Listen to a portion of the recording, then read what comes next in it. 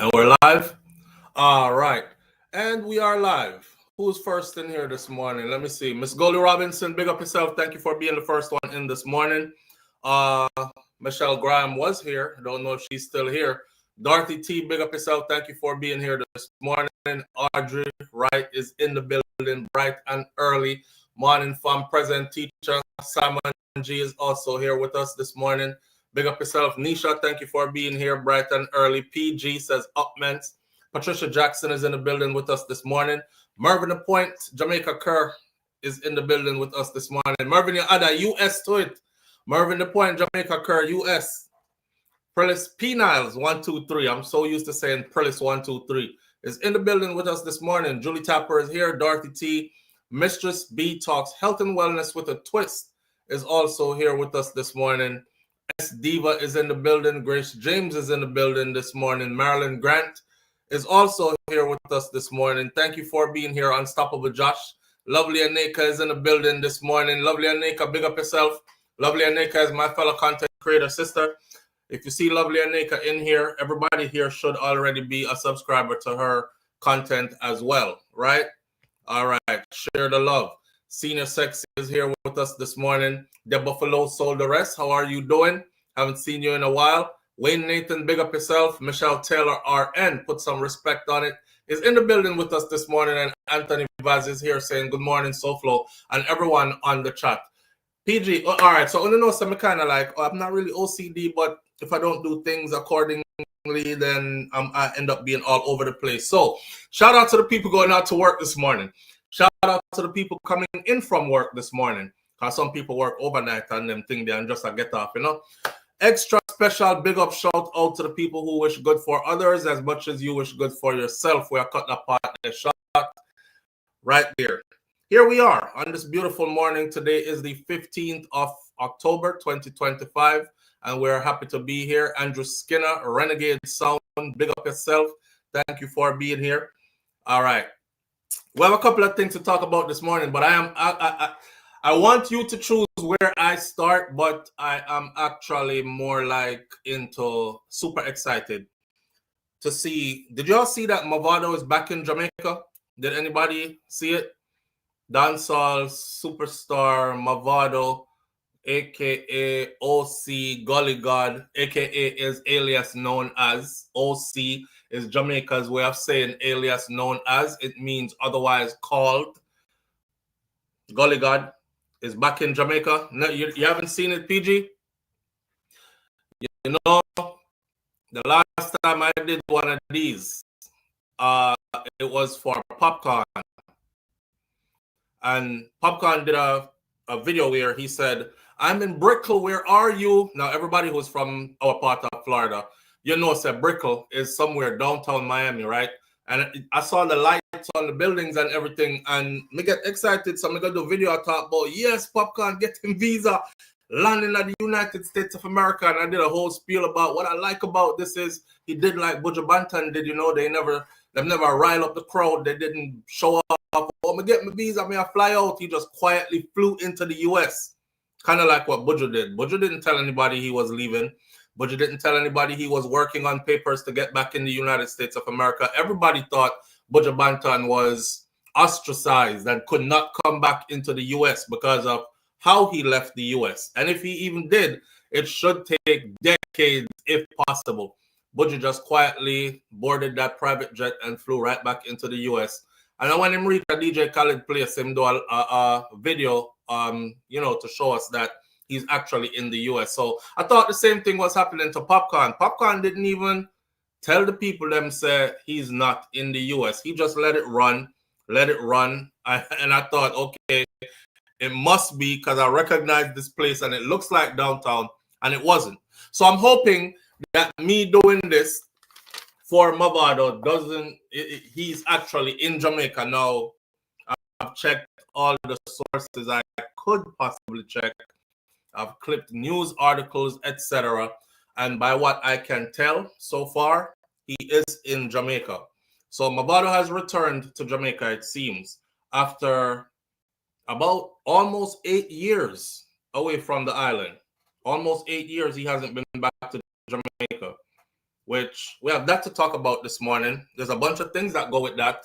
We're also going to talk about Vybz Kartel takes Canada and is in full album mode, as well as other things that he has going on as well. Call that a Vybz Kartel moment. But there's something else here we want to talk about. Y'all remember how people used to say, not people, women, first, every man was narcissistic, and then there was the next word after narcissistic was gaslighting, and the next one after gaslighting was sassy, and now they're at financial abuse. So on the financial abuse part, I want us to have a conversation this morning around financial abuse and what financial abuse in a relationship is. Because I think that some people have it misconstrued what financial abuse is. You know, just like how you have narcissistic people who can't see that they are narcissistic and they call other people narcissistic because they're unable to look into themselves, which is actually a part of the condition. I don't want to be afflicted with that condition. I want to be able to always look into myself and say, boy, SouFLo, you're wrong for that. Don't do that again. That doesn't look good. Or change this about you so you can become a better person. The inability to be able to do that must be not only self-harming, but that must be a condition that, I mean, I guess it doesn't matter to them because they're not able to tell that you're not. It's like you're sick and you don't know you're sick. It's like mad people don't know so they're mad. When they're totally mad out, they don't know they're mad. Whatever madness they're existing in, that is their reality for the moment, and it's the realest thing ever happened to them, right? The voices they're hearing, it's as real as me speaking to you like this, but it's playing out in their head. Go over there, so do this, do that, all kind of stuff like that. So we want to talk about these labels and how this label is being used now and have to clarify it. There's another piece that should be attached to this as well, which is a broad question. And this is not for all Black women, but this is for a lot of Black women. Why do Black women like or entertain or support gay men and gangsters so much? Gay men and gangsters so much. And when we say gangsters, we're not talking about Al Capone type of gangster. We're not talking about the Italian mob, three-piece suit wearing, organized crime type of gangsters that take care of their families and stack a whole lot of money and own nice things and all these things. We're not talking about those. We're talking about like hooked on smoking, drinking, partying, popping pills, criminal-minded type, nuisance to the community type. Why are Black women so fascinated by and support these characters so much? That's a part of our conversation this morning. And of course, there is the Mavado piece. All right. And of course, there is the Mavado piece. And I'm not ready yet, Denise Sparks. Here's what we're going to do. You're going to tell me where to start, and I'm going to just start right there. Like my first sergeant used to say, you point, I shoot. So point and I'll shoot. Do we start with the financial abuse conversation, or do we start with why do Black women like conversation, or do we start with Mavado returning to Jamaica, or do we start with the Vybz Kartel rundown? Oh, there are also others here, like CNA was charged with negligent homicide, which is something I think I really need to talk about because I've worked in that environment and I know what goes on in there. And there are a lot of people who tune in here who are certified nursing assistants, CNAs as well. So that story is out there. And then there's another story about the police officers wearing masks in Jamaica, kind of like how the ICE agents wear masks here. And there's a rising concern about that as well. So those are topics on the back end. But where do you want us to start this morning? I didn't give you your time to go yet, so I'm not counting whoever put one in yet. It's 10:15. I'm looking until 10:17 to the answer, starting now. And just watch the time till it turns 10:17.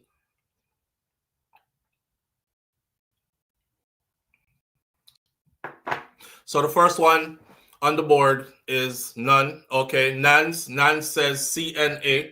We're gonna start with the CNA. Who else is there? Once it says 10, hear me about 10:17. I'm looking at the date. I'm talking about 7:46, 7:47. My bad. All right. Mavado.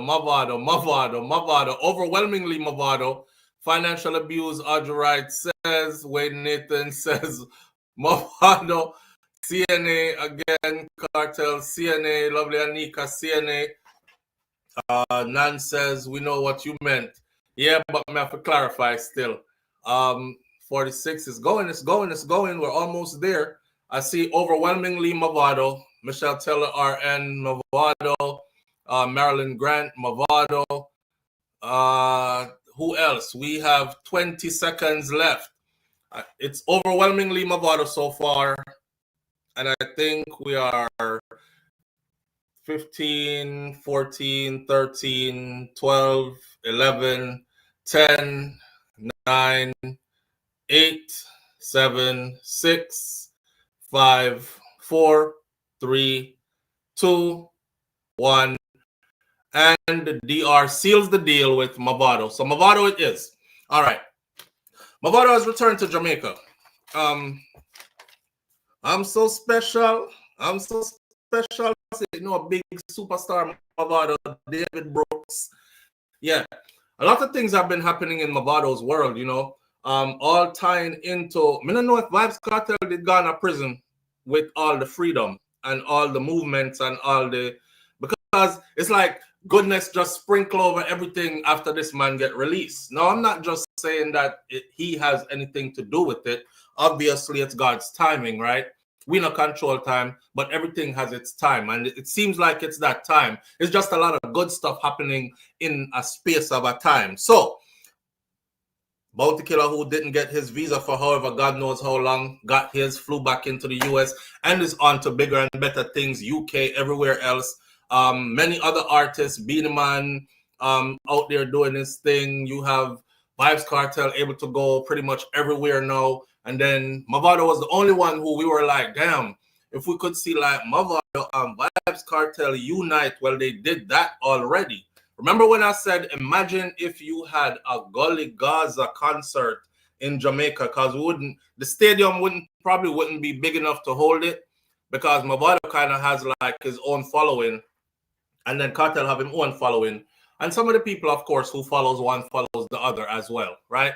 But it would be a holy, that's a lot of star power in one place. Anyways, wishful thinking of good things. So almost 8 years have passed. Mavado, his son with the murder case, his son was involved in an incident that landed him in the courts at 16, I believe it was. And the state waited until his son, Dante Brooks, was 18 years old and then charged him with murder. And then he was found guilty of murder and he was sentenced to life in prison in Jamaica at 18 years old. Mavado's son was. All the while, Mavado left Jamaica and would not come back to the country. So a lot of people were saying there was a situation in the incident that involved Mavado's son. There was a part of a witness testimony where it is said that Mavado's son said to the youth, remember the boss, say him want him head, you know. That was a gruesome piece of testimony, I might tell you. The father of the victim testified in court that he saw Mavado's son kill his son. And his counterpart that was with him, that was charged with Mavado's son, that counterpart was sawing off the head of his son. And he was like, all right, man, you killed my son already now. You know, you don't have to do all that. Like, let me give my burial, a good burial. And he remembered the youth saying, remember the boss saying want him head. So like he was literally trying to take his head off, right? All these kinds of testimonies and things that were said led to Dante being found guilty of murder, sentenced to life in prison, and then Mavado not coming back to Jamaica. A lot of people were like, okay, so I think Mavado is the one who is the boss. because there was an incident that happened that led up to Mavado leaving, fleeing out of Jamaica. It was like gunshot bust after him, and him have to run left the place. And when he run left the place, he stopped by the police station, did a report that they're firing after me, and jumped on a plane and took himself out of Jamaica. And then allegedly his son and some badman brethren of his went and retaliated, and that's how the youth end up get killed. Them get a girl to draw him out of the house. Me I rehash the story for you, so a lot of you understand a part of the mysticism of why Mavado was gone for so long from Jamaica. So all this time Mavado was gone, you know, people were like, damn. I even did a few videos over here where I asked the audience, is it Mavado's fault that his son got a life sentence? And is it Mavado's fault? And should Mavado leave whatever he's doing and come back to Jamaica and be there for his son while his son was going through the trial? And then his son got found guilty and Mavado still did not come back to Jamaica. God rest her soul. His mom passed away and Mavado still did not come to her funeral or anything. That's what led a lot of us to be like, damn, this must be really serious. He missed even his mom's funeral. I'll tell you what about his fans, real ride or die fans them. Because while a lot of us were like, no, son, I'm in a business what happened to foreign. If my mom passed away, I'm going. I'll have to go pay my last respects. But, you know, you had a lot of people who were saying, pay last respects, she dead. She already dead. The most him can do from here is send in her money, make sure she get the proper send-off. What are you going to go there and do? What? Talk to a dead body? You know, you had your whole life with your mom already. Sad that you couldn't make it. So he wasn't there in his mom's last days, and he wasn't there when she passed away, which must have been heartbreaking because Mavado has always been close with his mother. That must have been heartbreaking. Then your son have life in prison and you're still not coming back to the island. And people are wondering, damn, what, like, why he can't come back? And then you had Jennifer Macedo, the attorney that I call Messy Masado. I call her Messy Macedo or Messy Masado because she pulled a stunt in court that today I think is definitely a stunt. When you have a good attorney, you see, and your attorney can plan and think outside the box, you're bound to win case. So she went to court. First of all, she was disbarred. And then I believe it was to the tune of 30.2 or 30.5 million. I know it's 30-something million dollars that she fleeced Mavado out of for real estate deals. You know, you go through the attorney and you buy a piece of property because you're a big superstar. You're flying in and out and around the world, but you're trying to flip your dollars and make your dollars work for you and kind of thing. Well, it turns out that the property that Messy Masado sold Mavado, and Mavado thought, new piece of property I've acquired, the owner of it flew into Jamaica and found out that their property was sold to Mavado. So they took it to court. Like, sell my property. I never put my property up for sale. And she got in trouble for that. And then they found out that she falsified paperwork for other properties as well. That's why I'm telling a lot of you to go back to Jamaica, but look upon your people, them look at something where you have down there. And somehow, no, granny left a piece of something, give you a little couple acre land or something, grandpa or grandma or whoever, auntie, mommy or something. Don't think it's going to be there for long. A whole lot of land grabbing going on in Jamaica. Jennifer Masado was a part of the land grabbing stuff and was proof that attorneys at a high level are involved in grabbing up land because they're making money off of it themselves, right? Well, she got caught. She was disbarred. She went to court. When she went to court, suddenly, you know, that's the thing in Jamaica. If you're going to court to face serious charges, just sick out immediately. We saw one where Usain Bolt's money was involved at the SNL. She ended up in a wheelchair, and she hasn't left the wheelchair since, but it didn't save her. We saw one where a prominent politician's brother was caught with hundreds of kilos of cocaine. And suddenly he can't be in any cell because he is super sick and needs 24 hours around the clock care. And he actually didn't go to no prison or jail. And then Messy Masado, of course, her attorney went before the courts and said, well, I know you found my client guilty, but my client is not competent to be in anybody's cell because she is very ill and she can't even control her bowels, Your Honor. And as he said, she can't even control her bowels. She's going to need round-the-clock care. You know, she went and shit up the place. Shit up herself in court just to show the judge that I can't control myself. So the lawyer was like, you know, so if you can't have somebody on her all the time, you know, picture her being in a cell like this all the time. So they were like, okay, all right. Somebody come in, clean this up and take her out of here, please, and send her home. And that's how that lady ended up on house arrest instead of being in a jail cell, right? They pull a trick on Mavado. Now, mind you, Mavado fought. There were some of his people who said, what y'all want him to do? Go to Jamaica so them can grab him and put him in a cell like Vybz Kartel, because that was the plan. The plan was to have Vybz Kartel and Mavado, the two pillars of dancehall, as in new generation pillars of dancehall. Because Abini and Bounty, right, before, right, set dancehall a certain way, and then you have Vybz Kartel and Mavado, the Gully and the Gaza thing. And they wanted both of them in prison. Somewhere, one way or another. Anyway, people argued that there was no point in him going to Jamaica to support his son behind bars. I mean, it looked bad, the youth, young him catch a life sentence, damn. But have faith, because what his dad is going to do now is work, save the money, get good legal representation, and fight his case up out of that prison. This time, Kartel's still in a prison. So most people were like, nah, don't go to Jamaica, Mavado. Don't go to Jamaica. You think that them high power attorney, they're cheap?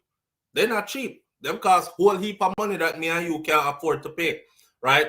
So he did just that. He stayed out of Jamaica. He was touring other places. I've seen Mavado go to the UK. I've seen him go all kinds of other places, you know, doing big shows and collecting big bread. And he was able to finance his son's way up out of that. His son's case was being fought all the way to the Privy Council. Jamaica justice system said, you know what? Fresh on the heels of Vybz Kartel coming out of prison, and we took that big loss at the Privy Council. I don't think it's safe for us to go to Privy Council again. Privy Council now wants to we face again right now. Remember, the Privy Council said it was great negligence in the Vybz Kartel case, and that verdict should never have stood, and basically ended it, quashed the verdict. So instead of them sending Mavado's son case all the way up the road, they said, we could just go ahead and free him. And then we woke up one morning and the news headline was Dante Brooks, son of Dancehall Icon Mavado, is free. And I was like, what? I'm looking everywhere. Is he really free? Nah, somebody, a fake news. Then, yeah, he's free.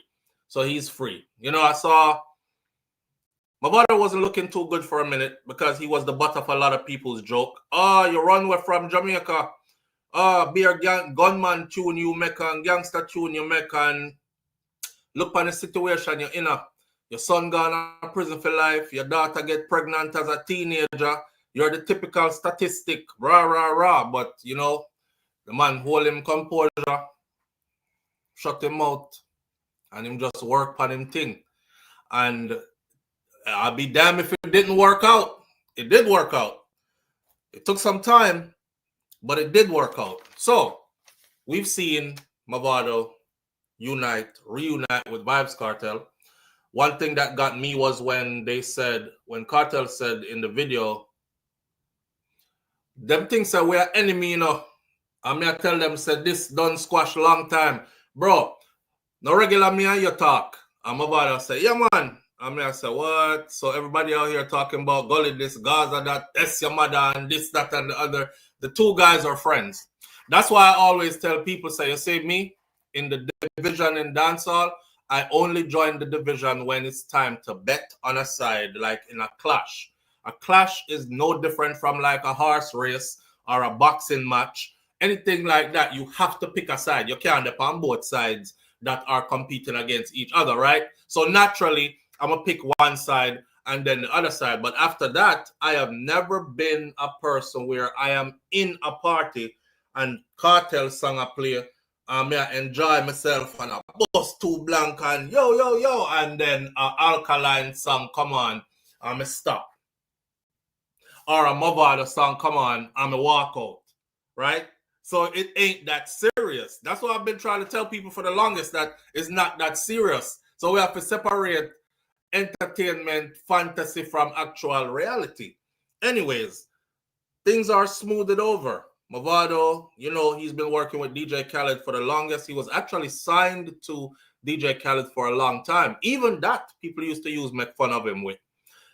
Not even DJ Khaled couldn't bust him bigger. See, him stagnant, man. Him the right spot him there. But it is what it is, right? He's still, and he had a lot going on, a lot on his plate. So last night, now, when I saw the headline that says Mavado lands in Jamaica, I was like, yeah, right. I don't believe it, because recently I did a follow-up video. You could look on just going to Google, not Google, YouTube search engine, where go SouFLoTV or Mavado is a wanted man in Jamaica. SouFLoTV. YouTube that in a YouTube search engine. You will see the whole video. I got all that information from the Jamaica Constabulary Force, Jamaica Police, JCF. Them put out, say Mavado has a valid warrant out for his arrest. And I thought, we never heard of this before, that he had a valid warrant out for his arrest.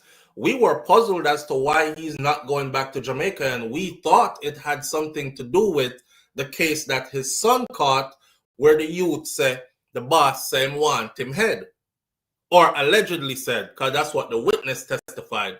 The boss say him want his head. So we are saying, who are the boss? The boss are Mavado, and Mavado say, go kill them, and me I go fly out. You know, people, we were making up stuff. I had to look up what the warrant was about. What was the warrant about? I think it was about some assault case from when or whatever. So I'm like, why don't Mavado just go to Jamaica and just clear this up?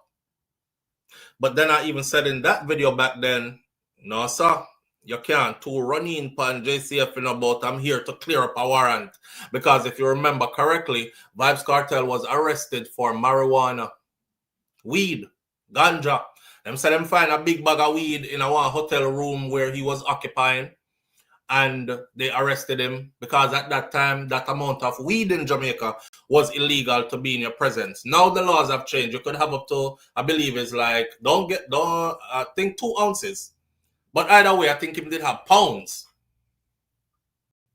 Well, him say him smoke it by the pound, so he got arrested for marijuana. And we were like, okay, this not gonna go too far. I'm gonna go court, you know, pay fees, beat that. And then suddenly Kartel went from arrested for marijuana to murder charge. We're like, what? Murder charge. And then like down the road again is, now is the next murder charge. We're like, what? So a double murder I'm charged for now. Yeah, and then he ended up beating the first one, but them slam him with the second one and send him go to prison. So I was like, yeah, they wanted him in prison anyways.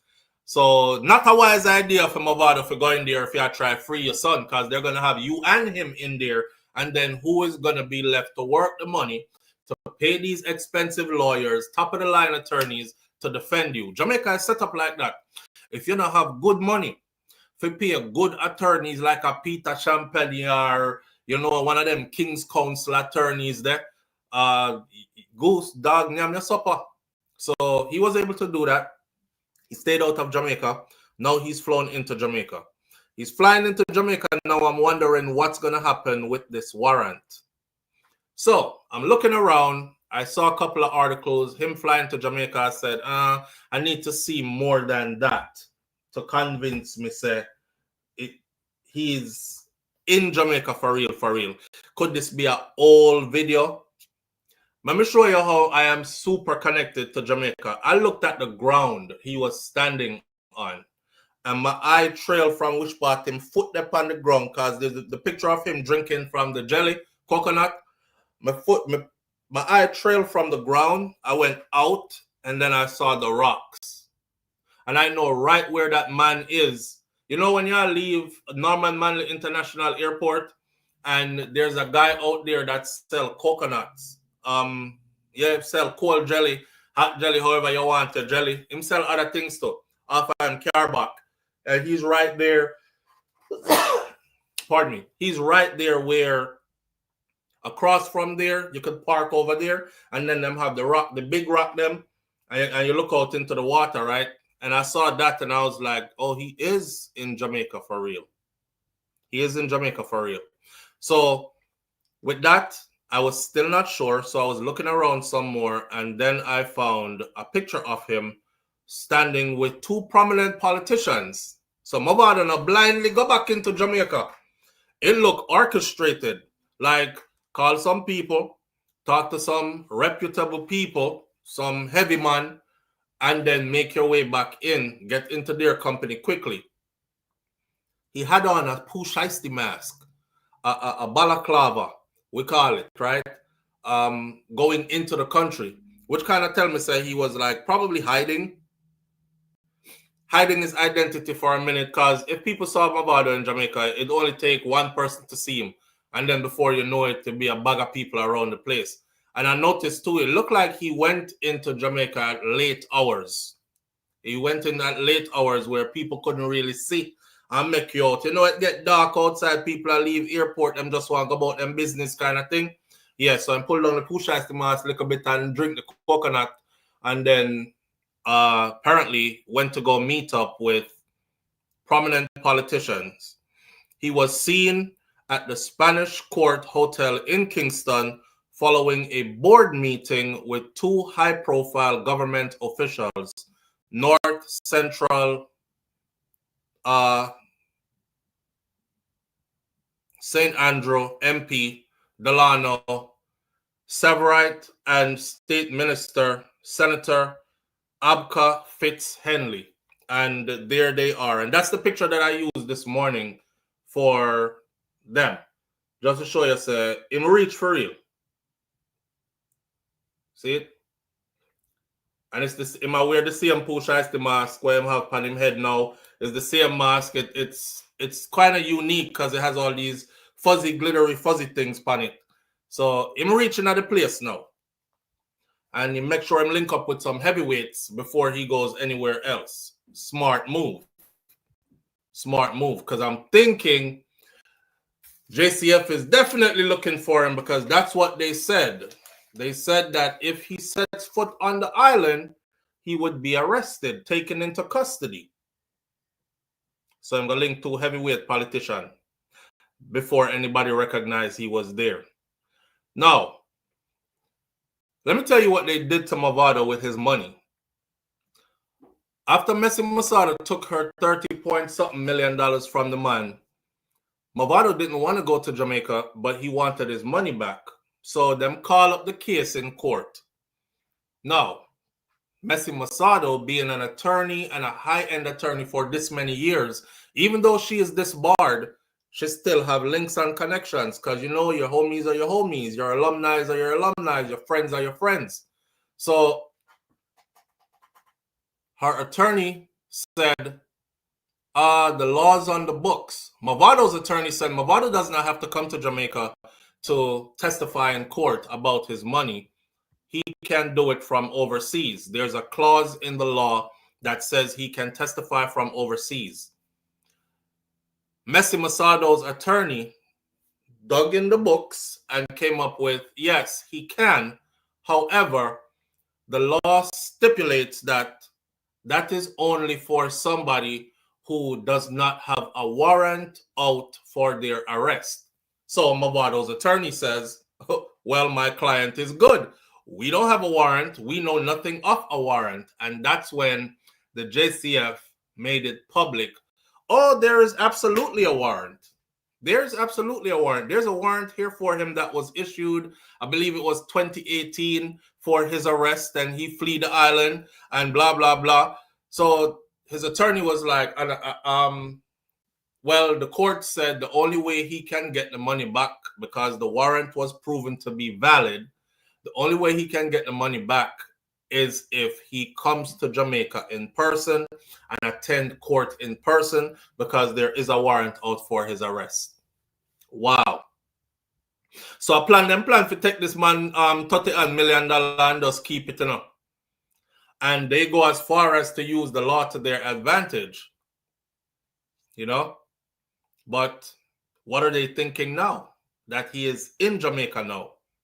Because I'm sure the reason why Mavado never went to Jamaica before, him know better than the rest of we know, say, they would have draw him in and case him up because they already have the son behind bars and they wanted the father behind bars as well. Remember, Vybz Kartel got arrested for marijuana.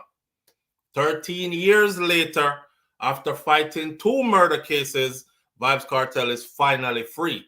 So I'm sure Mavado was looking at that like, you not get me like that. I learned from what Kartel got through, so I'm going to strategize my thing differently. And I think that's what he did, right? Seen in the company of top-tier politicians. I don't see no JCF officers around him. I'm pretty sure at some point, because they have to save face after them come tell the world about him have warrant out for his arrest. And if he steps foot on the island, he will be taken into custody. I'm sure they're going to have to pursue that in some way. But the people where him link up with, where Mavado link up with, those people probably have already made a phone call like, hey, hands off him. He's here. Hands off him. If you need to talk to him or have him down at the police station, we don't want no one big bugger media out and you have put handcuff on the man. He is an icon. He's a star. You can reach him easily through his attorney. Here's his number, kind of thing. He will willingly come down there for questions in the presence of his attorney. I'm sure that's how this is going. Pretty sure that's how this is going, right? There's no limitation on that warrant. According to them, the warrant is valid. According to them, the warrant is valid, Dorothy. So, his son busts off the life sentence. Dante is free. Dante is very low-key, which is good. I saw Mavado not too long ago bought his daughter a Mercedes-Benz for her birthday, I believe it was. He also had his children travel to another country to meet him there, where they can travel. Baby, hear that? Yeah. What that? Oh.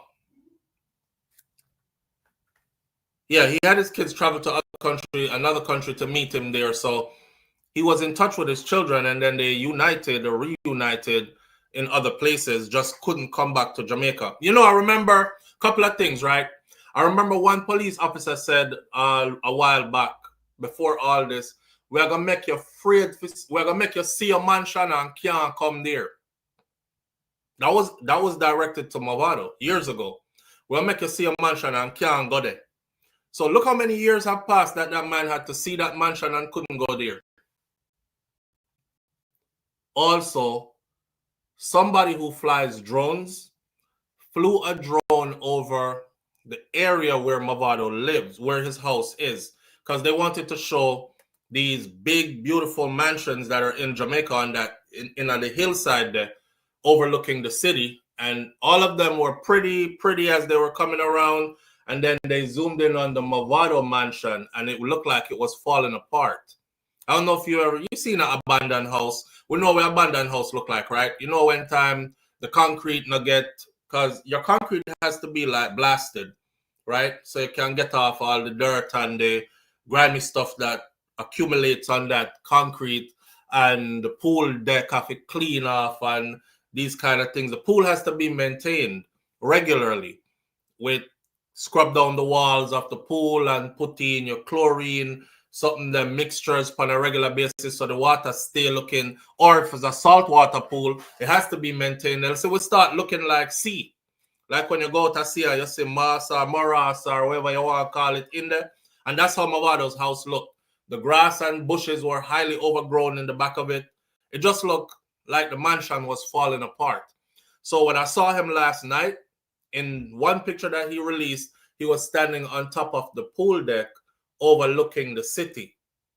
And I was like, yo, it's time for him to put his property back to what it used to look like before. If you've been around for a while, you know what that piece of property looked like. It's a beautiful piece of property. Right. Pressure watch, Bunches. Pressure watch. Junior Copeland says, Flo, I don't know about his charges, but that is why we can't move forward too much. I agree. Live on the air with SouFLo. Good morning. Good morning, SouFLo. Morning, fam. What going? How you go on, Bevan? Good enough. Would he be safe in Jamaica? Well, Jamaica is a place like this, we're built tough, so we have to be brave, or we can't really think about safe. Even though if you think about safe, you gotta just safeten up yourself. But you can, it's either run away from your home forever and live outside of Jamaica in fear, or go home and face the music, whatever music they're talking about. Yeah, that's true. Yeah, I just like how he strategically put things in place before he made this move, though. Made sure his son was completely free and exonerated first, these kind of stuff, and then move into the place slowly and make the right connections with people in positions of power before him just show up in face out into the public. I don't know if yeah. So I can't speak for if he could be safe or not safe. I don't know who would be after him. The only people I know that's after him was the Jamaica Constabulary Force. Yeah, the police. Right. That's it. Right. That's what I'm worried about. Right. Well, I'm sure Mavado knows that too. That's why he went and linked up with who he linked up with. Yeah, but sometimes who you link up can't save you. Yeah, Jamaica run a certain way. Yeah, you if you reach like the levels that Mavado is at, you have people that can guide you. I don't want people to start thinking this is no gangster street nothing, even though it could be, but business wise, political wise, all the otherwise, you have people who can guide you to who the right people are to link up with, who run things in the city, who can call off the dogs them, who can call and say to a certain station or a certain MP or a certain whatever, hey, he's here. We don't want no foolishness, this, that, and the other. I'm thinking he knows that. I didn't have that under wraps. Right. Well, all right, Minnie Bob. Okay, we link up later. Have a nice day now. All right, my friend. You too. Okay, bye. Yeah, I don't know nothing about if he's safe or not safe. I'm sure he's taken measures to make sure himself is safe. Messi Masado and his millions, they must be shitting bricks right now because they're definitely going to have to pay up his money. It was a clear-cut case. It wasn't no confusion. It was proven that he did give her that amount of money, millions. It was proven that she did falsify the documents and was in no position to sell that property that she sold to him. And she's going to have to give him back his money. That's that. So now that he is there, them can't say, oh, he can't come because la, la, la, or whatever, warrant against him. As they light out more today, we're going to see where this goes. Because just like how we're finding out overnight, I'm sure it's the same way JCF is finding out overnight that he's on the island now, active warrant out according to them. Are you going to go pick him up, or do we call the big boss them first and find out should we go get him or not? How that's going to transpire. So I'm looking forward to see if he'll be arrested or anything like that. Now, here's another thing. I've been wondering for the longest. Live on the air with SouFLo. Good morning. Morning, family. The corruption will clean up, because you see where the link they right with us already. So they won't tell you, man, give back the money, give back the money. And when he left the island, the police will say they only just end up on the island, they didn't see him. No, man. They put on blindfold so they couldn't see him. Well, so them gonna act like they never see him. Man, they don't pass him and shake hands. We didn't see him. We were looking for him. We were actively looking for him. Maybe he was there in bushes. Just like how they drop out the gunshot them in their man there. What the clip? What you call it? Yeah, I say they may see. Yeah, him say drop out time pocket, out time vest. Yo, Jamaica is not a real place. Bye-bye. All right. Yeah, I don't know. The JCF is gonna have to stand on this one. They're gonna have to make a updated report as to why he wasn't arrested, or maybe he came in for questioning and he has nothing to do with what they accused him of. For after questioning, he was not charged. But we have to wait to see what the outcome is. I did see the video where the police officer stopped the two youth, take them out of the car and was searching the car, and then left a loaded magazine in the back seat of the car. But the youth was filming them as well. I did see that. Live on the air with SouFLo. Good morning. Yeah, send me Adrian. But then, okay, what go on? Yeah, make a comment here, this thing with never again we discuss about again. Mavado. Remember some Mavado supported Mark Golding in the election, the recent election that ran. So I see people that say stuff like, yeah, if you did vote for Andrew, you could, or if you did a JLP, you could have come back long time or whatever. But it was under JLP where his son got a life sentence, and it was under JLP that he had to fight and spend millions for his son to be able to be free. And it was under JLP that he could not come back to Jamaica for all this time until him straighten out certain things. So I don't know how them are going to take that either. My broader contention, Flo, is that we want a certain kind of society, right? Society where we just safe everything. But if you, whatever, I don't know what his charges are, whatever it was, right? Yeah, the mechanics of it. Yeah, the charges are assault, but Jamaica don't give out no big time for assault. So no, may I get to is that if you have to come back, and you might have to make 2 phone calls to certain who you know, because of links. Right. Police can't do them work. What kind of society that we are talking about? That is Jamaica. That is Jamaica, and that's why we cannot cost the money we are thief the money. That is Jamaica, and we can't change it overnight. We are thief the money. You can't wait. That's why we can't cost who?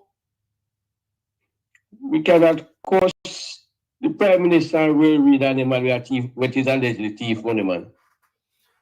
Everything is about links. How that drop in so we can't cost them we are thief money? Why we say that, All right, said the police have warrant for Mavado, right? And you can come down and call 2 man and tell police, boy, back off. Are the same thing corruption or just corruption, dog? Yeah, but that has nothing to do with them a thief money, man. Those are the people who are placed in a position where they could actually make changes to make fundamental changes to make Jamaica run in a different way. I wouldn't even use the word better. I would just say in a different way, but them not do it. They just go in there to enrich themselves. So, I mean, I don't understand how you did say. That's why we can't send up when them a thief up the money. Maybe we don't word it properly, right? Yeah. When I get to your scene, say, the society we want, and the kind of Jamaica we want.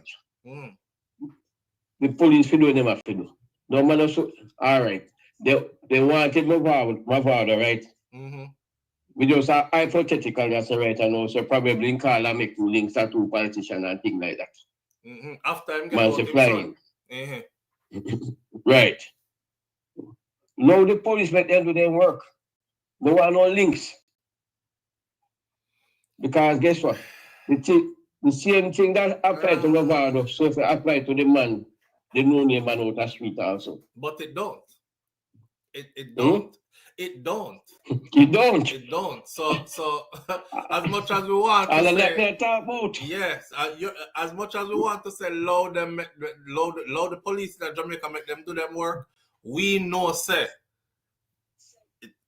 it not got just simple like that. Jamaica is all about who you know and how much connections you have and all that type of stuff right there. Don't you notice how them even read the news in Jamaica?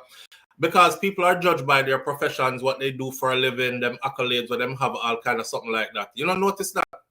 When them say a shooting took place on Morgan Lane at 2 a.m. this morning, and dead is Peter Jones, a laborer from Four Parts.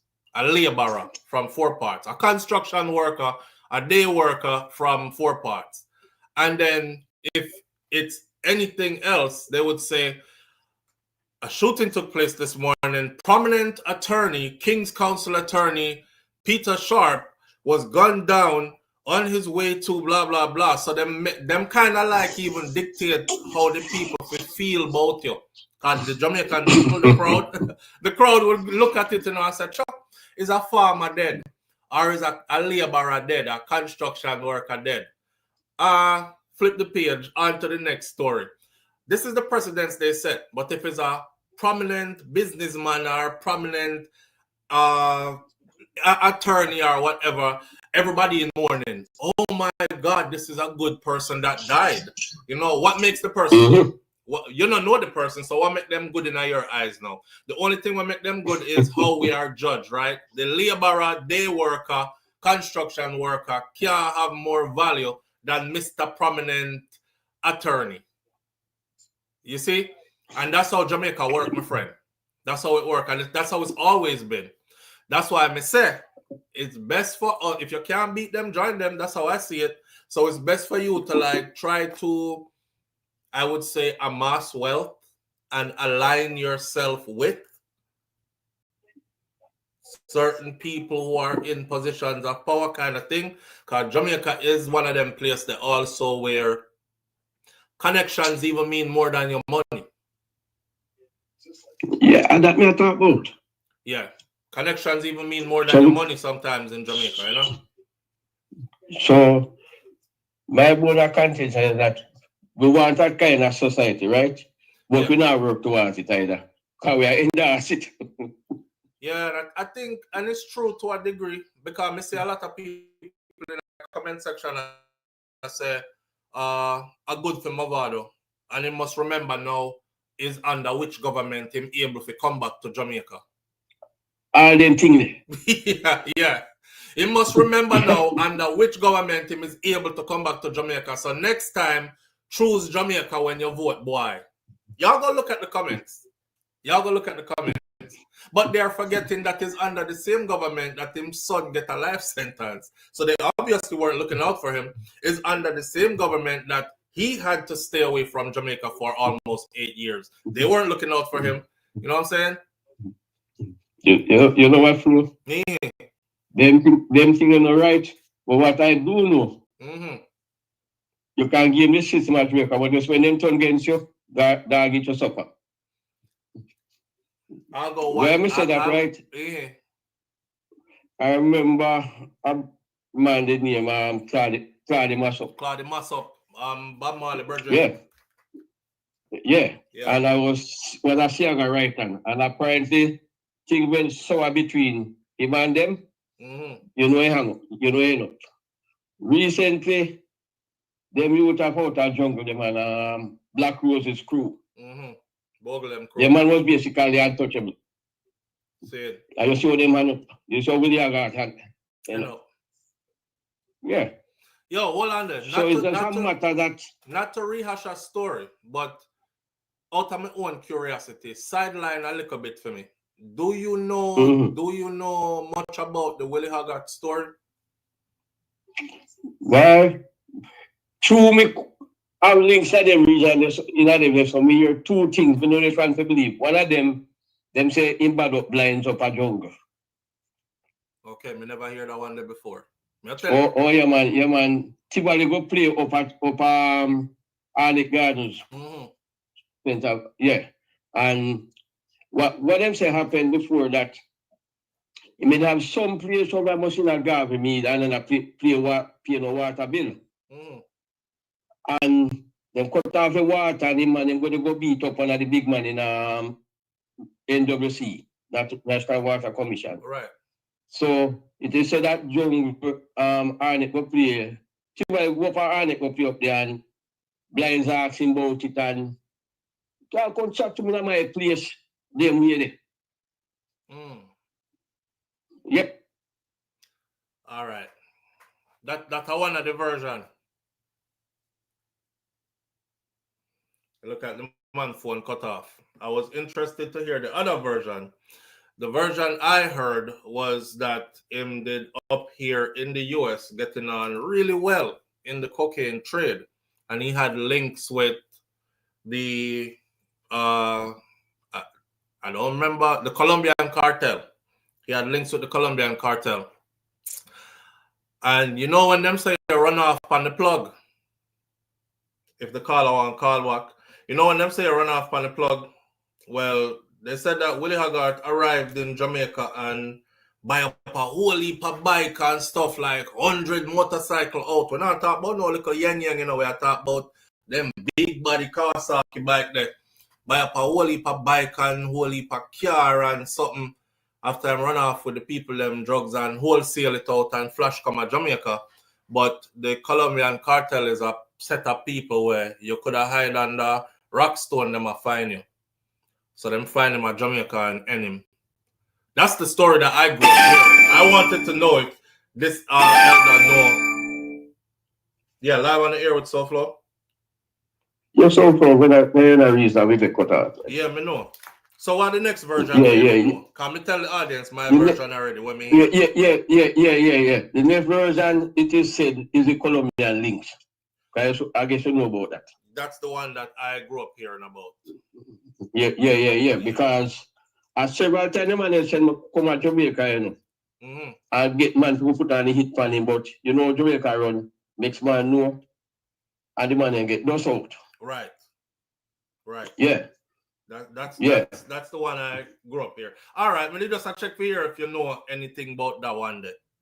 So we're gonna get back to the Mavado situation. Because we have to finish up that before we can move on to our next topic. Why me just close and tell you, say, right now, I don't think Mavado happy here, sir. You don't think what? Him happy. You don't think him happy? Yeah, why me say that?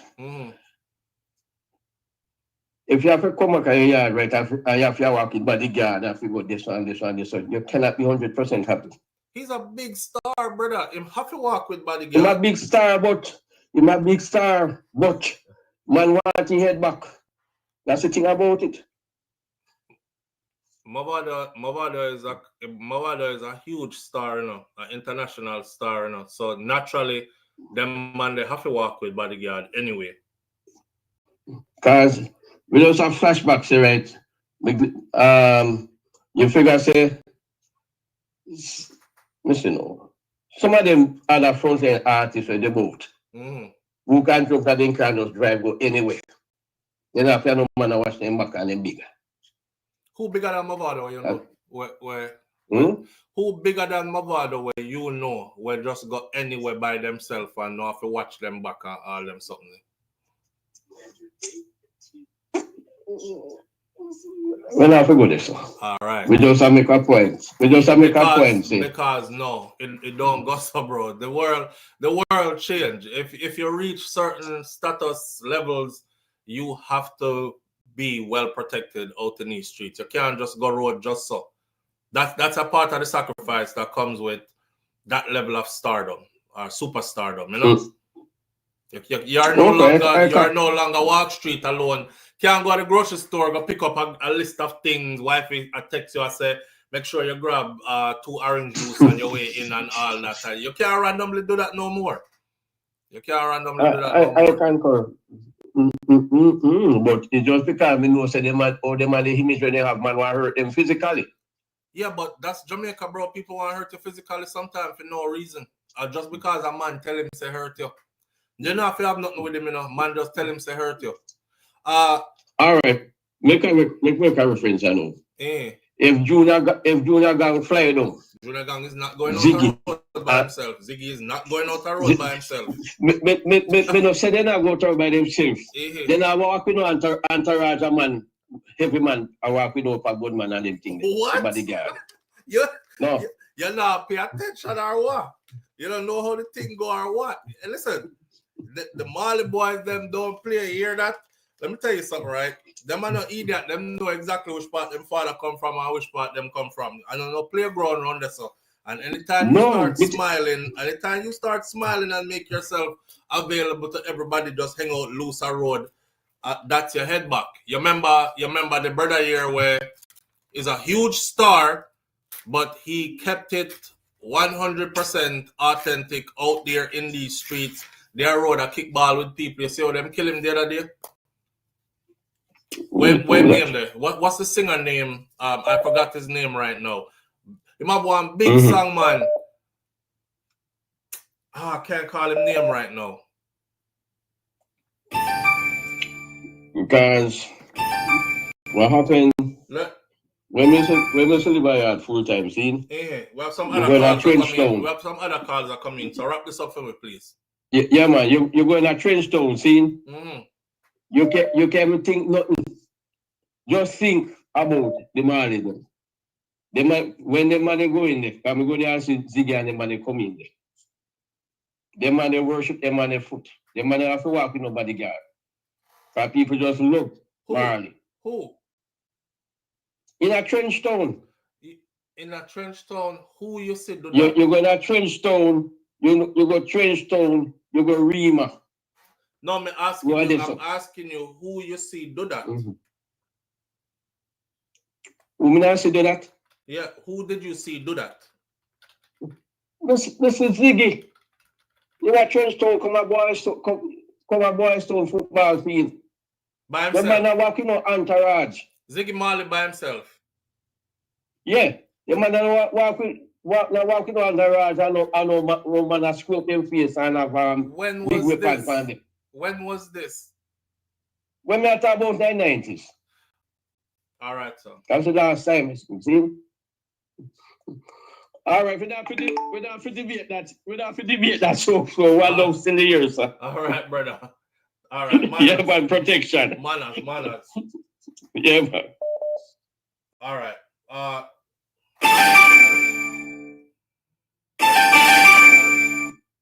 Live on the air with SouFLo. Good morning. Morning, what's up, SouFLo?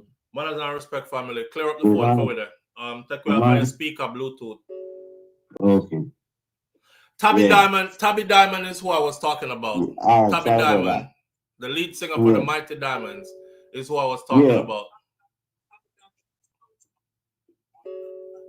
Bro, the device that you're listening to us on, turn it down for me because I can't hear the feedback.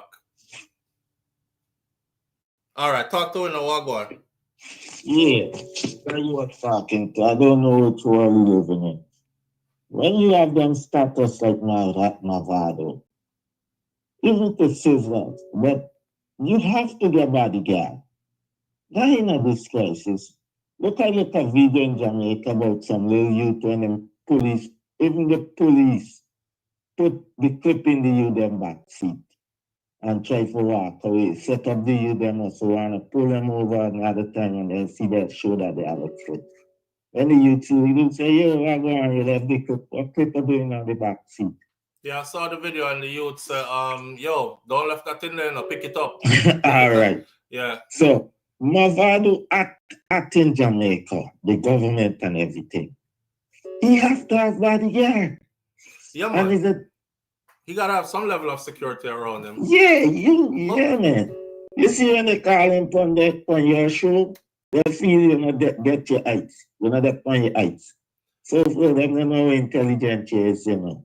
Back in the day, superstar status would probably save you because the people did have a certain reverence for a superstar.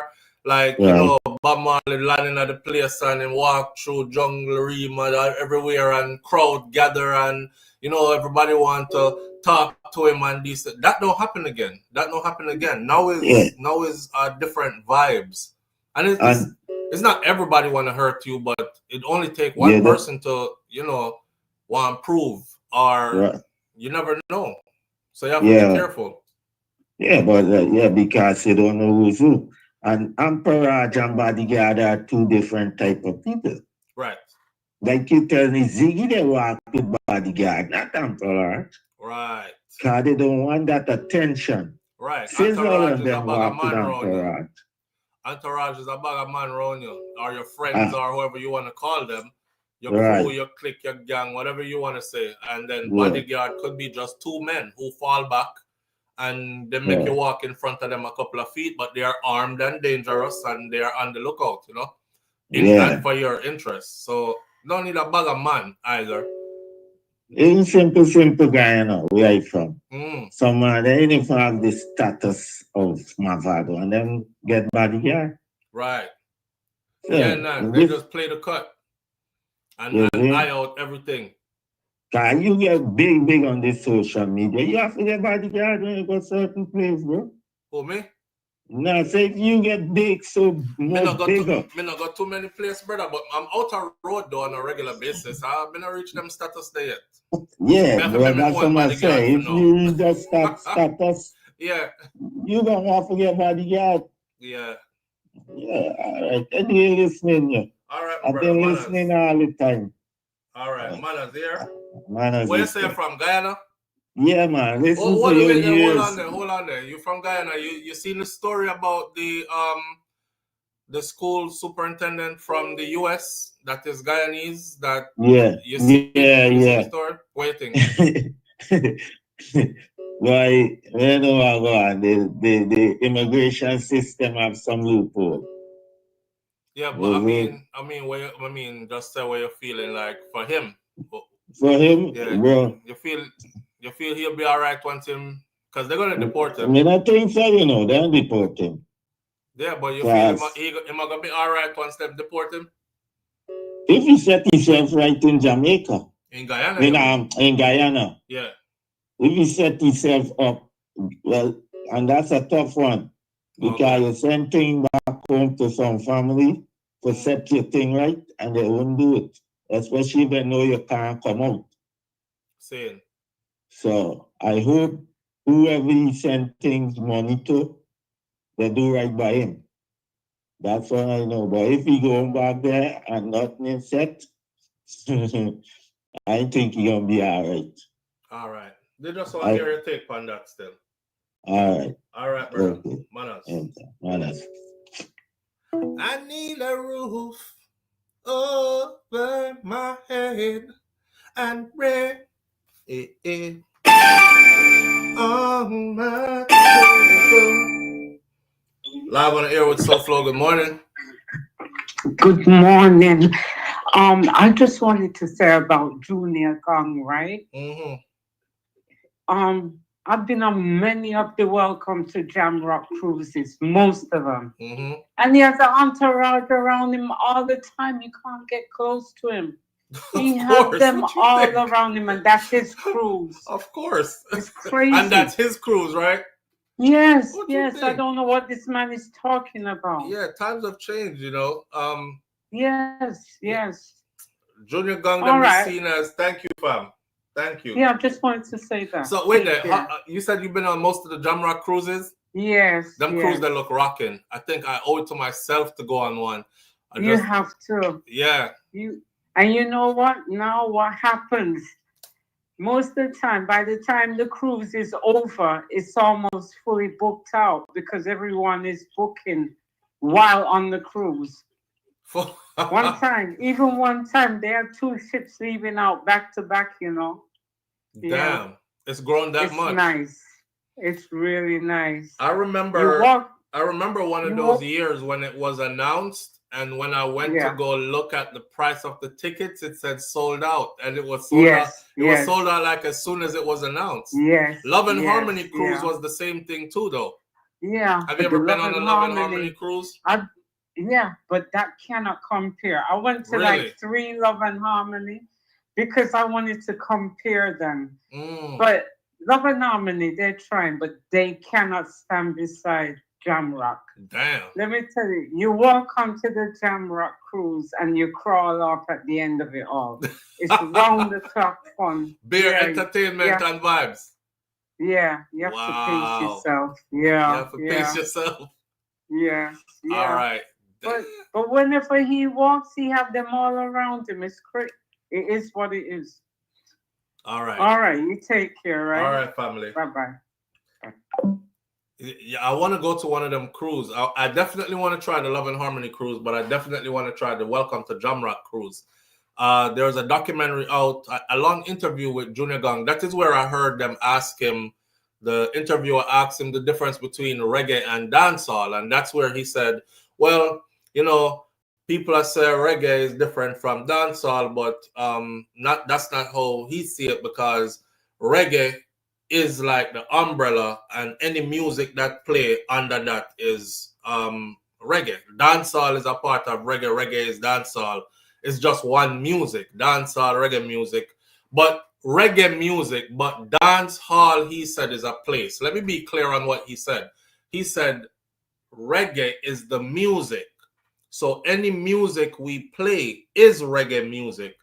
Whether it's like the Vybz Kartel type of music or it's like his type of music, is still reggae music. So I want music. And dance hall is the place where that music is played. That's how he explained it. And when I saw that interview, I said, he's a bit behind on that one because I'm not agreeing with that one. And the reason why I didn't agree with it is because I think dancehall music has now separated itself into a genre by itself. I think dancehall music is deserving of its own genre by itself to be recognized. So when we hear like a Chronics, we'll say, okay.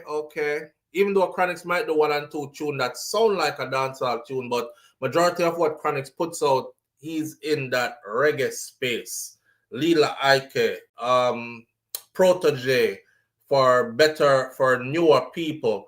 Junior Gong, them, you know, Stephen Marley, Ziggy them, that's reggae. Dancehall is a branch off of reggae. I describe it in my own words like this. Reggae music is the sister who covers her body up. You know, she is, well, modest in her ways, speaks kindly all the time, measured tones. Her hair is wrapped. May I give you a visual of reggae? You know what I'm saying? She carry herself gracefully a certain kind of way. And then you have her sister who is dancehall, and dancehall just don't give a flying beep. You know what? Dancehall skin out herself when she ready. She will cut you when she ready with all expletives. You will get all the BBC, RC, PC over there. So it is unapologetic. It is raw, uncut. It's two sisters, you know, but are two different type of people. That's how I describe reggae versus dancehall. So them can't be the same thing. That's how I see it. See it? One decent and one does. Well, two of them can be decent, you know, because reggae dancehall can be decent when dancehall ready, but for the most part, dancehall is like rebellious, brawling, unapologetic. Reggae is more like, this is for everybody. And, you know, we love all people. And let's hold hands and sing together in love and harmony and, you know, peace and quiet. And then, of course, you have dancehall music where it's like, lick who? You must say mad. Me chop up your blood clot round ya. Lick who? Baga. Crystal G said, yeah, one baga and the other one. One baga and the other one is like, you know, calm and relax and these kind of things. That's my definition of reggae versus dancehall. Not the same music to me anymore. Here comes the bandwagonist now. Let's finish up the Mavado part. So reggae is reserved, dancehall is rebel. Yeah, dancehall is broke out. I remember one time I went to Jamaica and my cousin, because I hadn't listened to the radio for a while.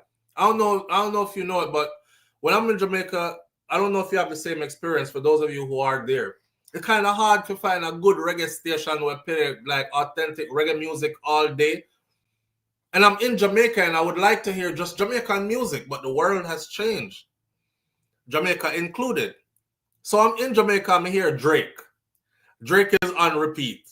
I'm like, man, I don't want to hear no damn Drake when I'm here. I want to hear some Tanya Stevens and some, you know what I'm saying, some nice reggae music. Play some Dennis Brown. Go back in the day. Play something. We have so many new artists that they could play. Play me some Protege then. Some Leela Ike then. Play me some Yeza. Play me some I hear Beer Drake and Amarian and this is Jamaica's radio stations. Beer Yankee music that I play on the radio. You know, it's like yeah, the world changed. You can't really hear. So I hear me to my cousin now. I say, boy, the radio changing. It was a Sunday and we had drive out, and me hear Sunday morning. Me hear some church music on the radio. I say, this not this praise and worship in the morning. And my cousin said, yeah, because that's gonna last for about 1 hour. You see, after this, wedi. I was laughing so hard. He was like, that's gonna last for about 1 hour. After this, I just, wedi. You're so hairy. And sure enough, the church session, praise and worship, or whatever they did up on the radio, it lasted for a little bit a while, and then boom, instant drop in. All right, we're moving our dancehall segment now. Mr. Sunday morning, boy, things really changed. Cause back in the day now, radio in Jamaica Sunday, nobody expect to hear no reggae. I don't give a damn what kind of reggae you was looking for. Whether you were looking for hardcore dancehall or you were looking for Bob Marley, low, slow, relaxed vibes, you're not hearing no reggae. You're hearing the only reggae you would hear is Grace Triller's reggae. Cause Grace Triller's them do reggae Christian music. That's all you hear on the radio in Jamaica. So times have changed. Times have changed indeed. You get up early in the morning, you hear Chris Brown. Early Sunday morning, Chris Brown. These hoes ain't loyal. Like, what? I'm in Jamaica. These hoes ain't loyal. But hey. All right. So the last part of the Mavado thing now. Caller, please call back. I had to get that out. Here comes the bandwagonists and the two-side-mounted people. Now, you know, it's funny to see. We were here for all these years, and I know a lot of these accounts. You know, after you see somebody over the years with the same account, you know the same face, it's the same. You remember them telling you things, right? You might go dead in there. Hey, SouFlo, you love Kartel more than how you love Shakira. Blah blah blah. They talk a lot, right? Watch and see him. Now come out. I in them fit and dead. I hope them lock him up and dash for the key and all kind of something. You know, I live to see those same people today. Like, every time I go check in on a cartel something, at them me see in the comment section. If you are a true Vybz Kartel fan, hit the like button here. And of course, everybody will go to the video, them hit the like button there. You know, God is the greatest. This is what we've been waiting for. Whole heap of emojis and stuff. Them people are wicked, you know? These people will kick you when you're down. They will help drag you down. And then they will celebrate you when you fight the drag down and you get victorious and you win. And when you win now, the same people will show up to say, yes, me believe in you, you know, a long time me I support you, you know how much people me cuss out for you. That's funny to me. So on Mavado, I'm expecting to see the same thing. I'm expecting, golly God, the baddest thing round here. Big up yourself. Welcome back to Jamaica. Yeah, in the place, blah, blah, blah. It's the same people who were saying, a old criminal and him can't come back here. And XYZ, workless daddy, cause you run well left your son and all these other things. Yeah. With people, them different for real. Nance. Them very different. The thing is, I don't think anybody does it more explicitly than us. It's like they're shameless. They're shameless wagonists. Shameless wagonists. That's the new name. Shameless wagonists. But all in all, to end the Mavado thing and move on to the next topic, big up to Mavado. It's time for him to, you know, set him things straight again in the country. He was a giant in Jamaica. I just want to see him go back to that. What is done is done. It can't be changed. I'm talking about the stuff like missing his mom's funeral. You could tell he was hurt deeply by that because he just kept posting, and him couldn't stop. And him always have an anniversary, something for your mother's passing and stuff. But what is done is done. What is done is done. But from here on out, go get what's yours, man. Go get what's yours. And I can't wait to see what's about to happen next. I'll say this. Alkaline has his own New Rules concert. Popcorn have his own Unruly Fest. Vybz Kartel now have his own Freedom Street.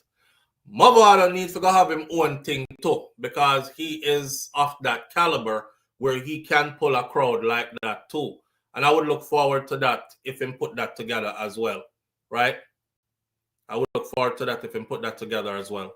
So nothing but manners and respect for him, and welcome home. And we'll keep watching to see what the JCF is going to do about the warrant that they say was out for his arrest, and he's a wanted man and all these other things. And we'll keep you up to date or updated on that. All right. Moving right along though. Do we talk about why do black women like gay men and gangsters, or you want to start off with abuse, financial abuse? Are we going financial abuse, or are we going, or do you want me to just flow? Do you want me to just flow? 1, 2, sip water.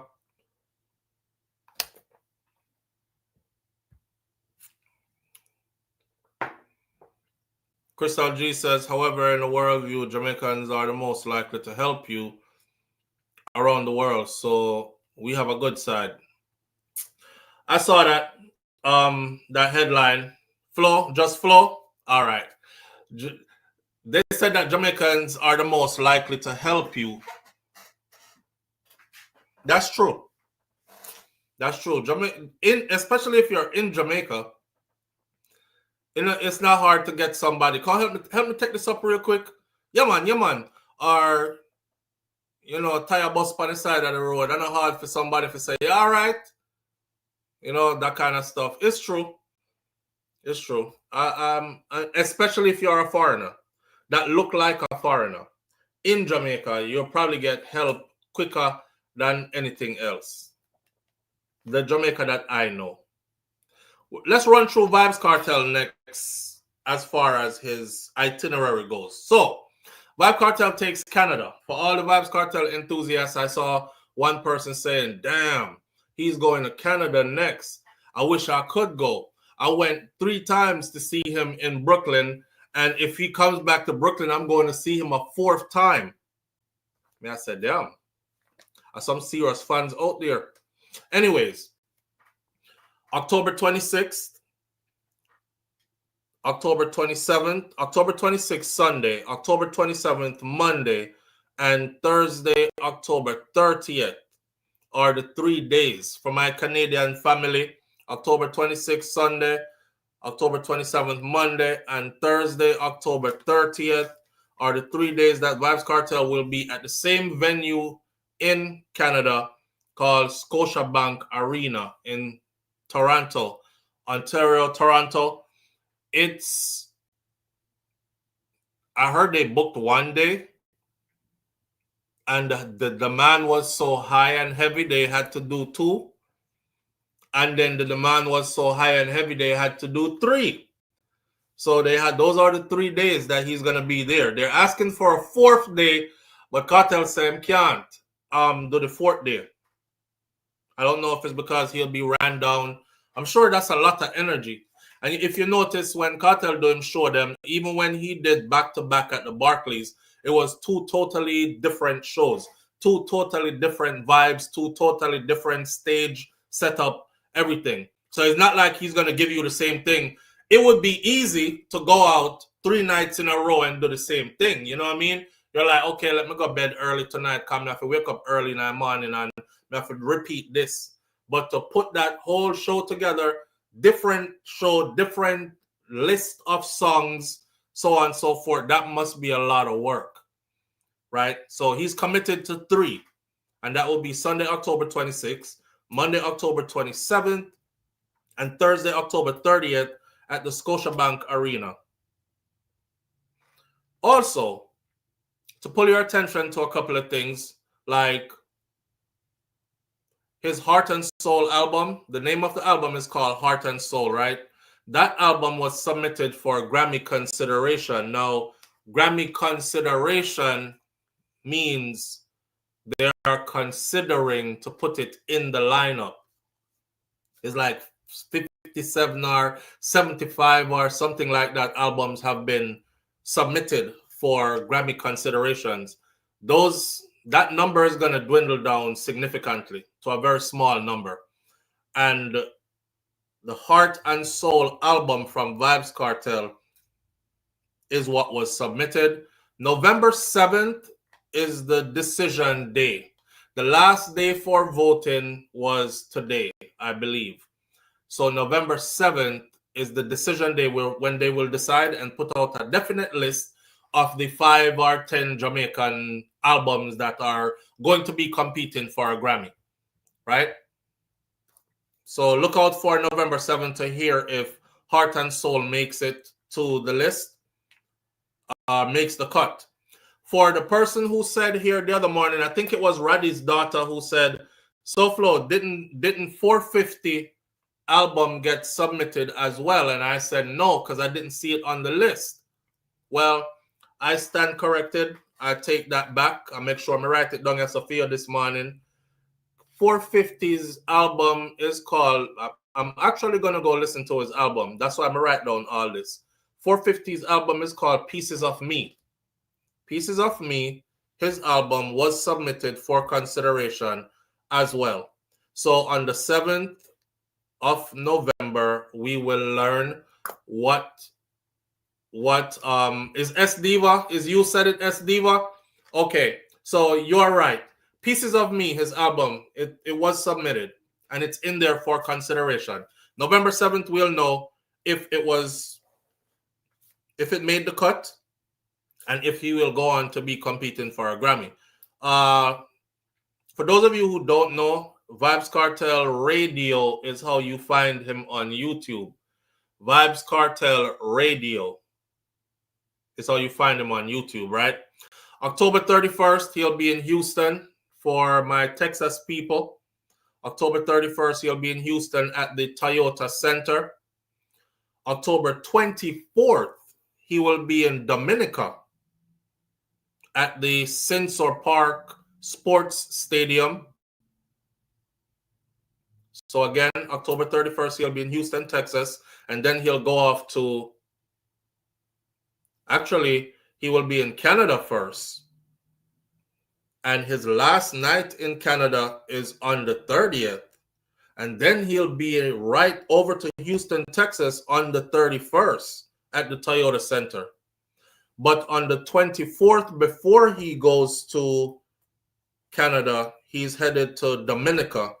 What a rotted schedule. Hey, y'all must know, say I'm loving all this, right? I'm loving seeing the booked and busy. The brother book out, you know? Now, here's the part that get me. Here's the part that get me. He will be in Dominica for the World Creole Festival. Yes, Banches. And that is October 24th. He'll be there. Then he'll go from there to Canada, because on the 26th is his first show in Canada. So him literally only have 1 day of rest. And then the next day after that is him first show in Canada. And then he has the 27th again, back to back. And then him rest for 2 days. And then he has the 30th again in Canada. And then he is off to Houston, Texas right after that. And that's just some of his days lined up. He is fully booked and busy. You know, it gives me great pleasure, great joy, because I'm wondering what certain people are saying. The people them who used to say all the disparaging stuff for them used to say, man, I wonder what they must say now. I'm wondering what they're saying now. Now, with all this going on, you know, I wonder how we might do it. because you could see how close these days are. And quite a bit of traveling is involved from Dominica to Houston, Texas to Canada, you know, back-to-back shows. That is 1, 2, 3, 4, 5, that's 6 shows in that little space of time. Huge shows. And then at the same time, he's dropping albums, not albums, but he's dropping songs, records like crazy. Boom, just came out 3 weeks ago. That one's doing pretty good. And then Cinderella Ballroom is on the album. And Cinderella Ballroom came out 2 weeks ago. That's doing pretty good. Y'all can go look up these ones when I tell you about them, because some of them have videos, like Cinderella Ballroom. Normal Again with the alien them. Normal Again was dropped 13 days ago. Heart and Soul was dropped 5 days ago. That's on the album as well. Can't Leave You Alone was dropped 4 days ago. And at the same time, his merchandise shop is also open. For those of you who want some Vybz Kartel merchandise, you can go to Shop Vybz Kartel on Instagram. That is the Instagram page to the official Vybz Kartel merchandise shop. Shop Vybz Kartel on Instagram. Or you can go directly to Google and search for vybzkartelworld.com, and you will see all the cool merchandise that he has out there as well, and shop this up. Him not asleep, Audrey. Him not asleep. That's why I be telling people, I said the only way you could take over his lead in dancehall is if you have to go diversify yourself in like 10 different directions, and you're going to have to not sleep. Because I don't think this brother sleep. If him sleep, I don't think him sleep for long. But you know, again, I talked before about the Kobe Bryant Mamba mentality, and Kobe Bryant sacrificed family and sleep in order to get his name solidified in history as one of the greatest to have ever played the game. I guess Kartel looked on dancehall music the same way, because I heard him say it before. He said, some people want to be good, right? And then want to get signed and they want to tour and they want to do albums and stuff. But for him, he wants to be the greatest that ever did it. So there's a different drive there. There's a different drive there that's driving him. And boy, I'm live up to it. I'm trying to keep up. I can't keep up. No lie. 1 minute I said, pen and paper get resurrected, because the tunes are dropping.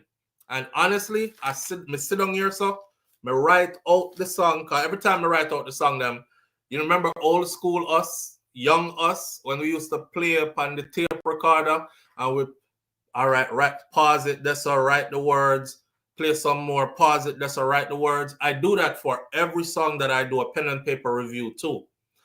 Honestly speaking, at the rate at which Vybz Kartel drops music, if I was to pen and paper all his songs he's dropping, this whole channel would just turn into pen and paper in Vybz Kartel music, because them just drop back to back to back too fast. Boom. Cinderella Room, Normal Again, Heart and Soul, Can't Leave You Alone.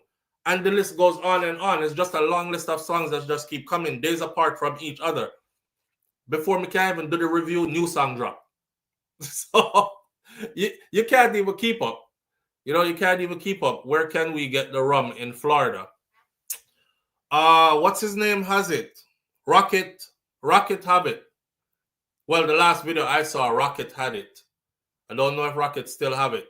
Oh, Jerome. Jerome, I still never look into that, you know. But Jerome might know. I think Rocket has it though. SouFlo, you know you can Google the lyrics and print them out. LOL. No, Crystal G.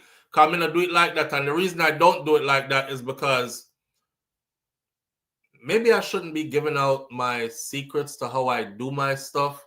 But no, I don't Google the lyrics and print them out. Let me give you half of the reason why. Which the obvious one. I'm not going to give you the other reason why. I don't want everybody do what me do until them figure it out and do it that way, right?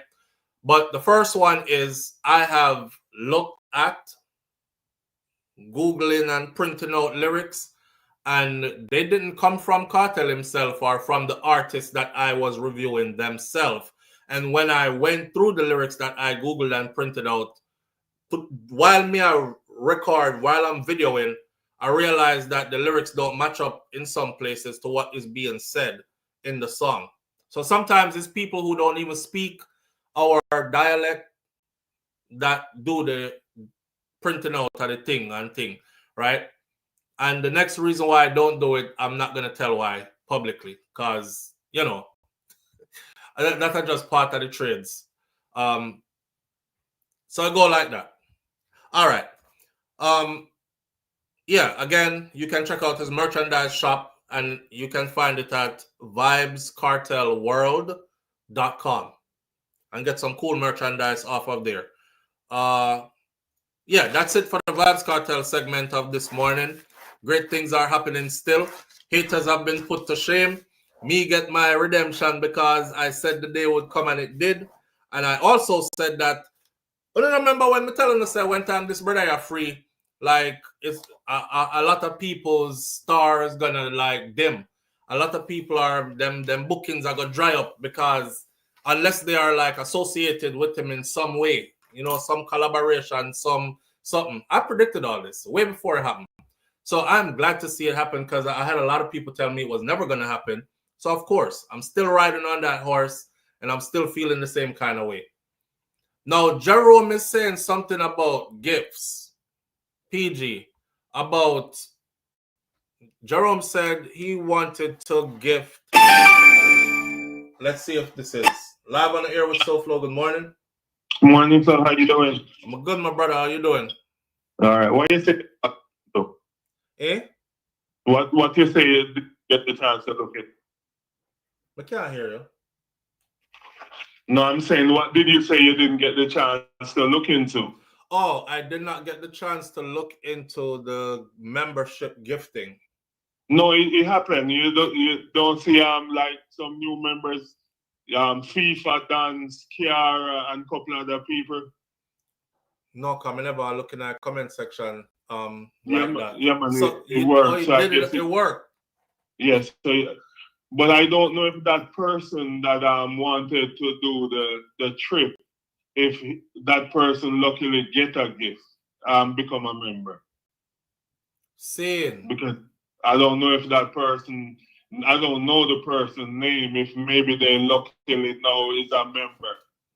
Okay, so what Nan saw it. So what Jerome just did, man, I got some great family members over here, you know. Shout out to Mervyn the Point, Jamaica Kerr. Jerome just gifted 10 memberships to the channel. He just gifted 10 memberships to the channel. So how Jerome said it, Jerome, you want to explain to them what the intentions were, or you want me to do it? No, it's just that sometimes a lot of people just would like, go ahead, because I want you to do it. Even people in Jamaica. Mm-hmm. Sometimes they would like to comment or become a member, but in Jamaica they can't. Right. And then you have some of them here, I believe, after they become a part of the family. Maybe then every month after they'll be motivated to become a member so they can laugh and chat with us, you know, during the week time. But also it's for the person that wanted to do the trip, but they didn't know how to become a member. So that was one of my main goals. You said there was 2 persons that would like to be a part of this that Mervyn is giving away, but they weren't a member. So I was hoping that the universe works in their favor. Right, and they ended up getting the, because Mervyn said yesterday, well, all they have to do is join then. But I reached out to them this morning. I didn't get any reply from them again, and we have to close this thing off because, you know, people have to plan ahead, and we don't want this to be a last-minute rush thing where it inconveniences. Because what Mervyn's goal is to have them.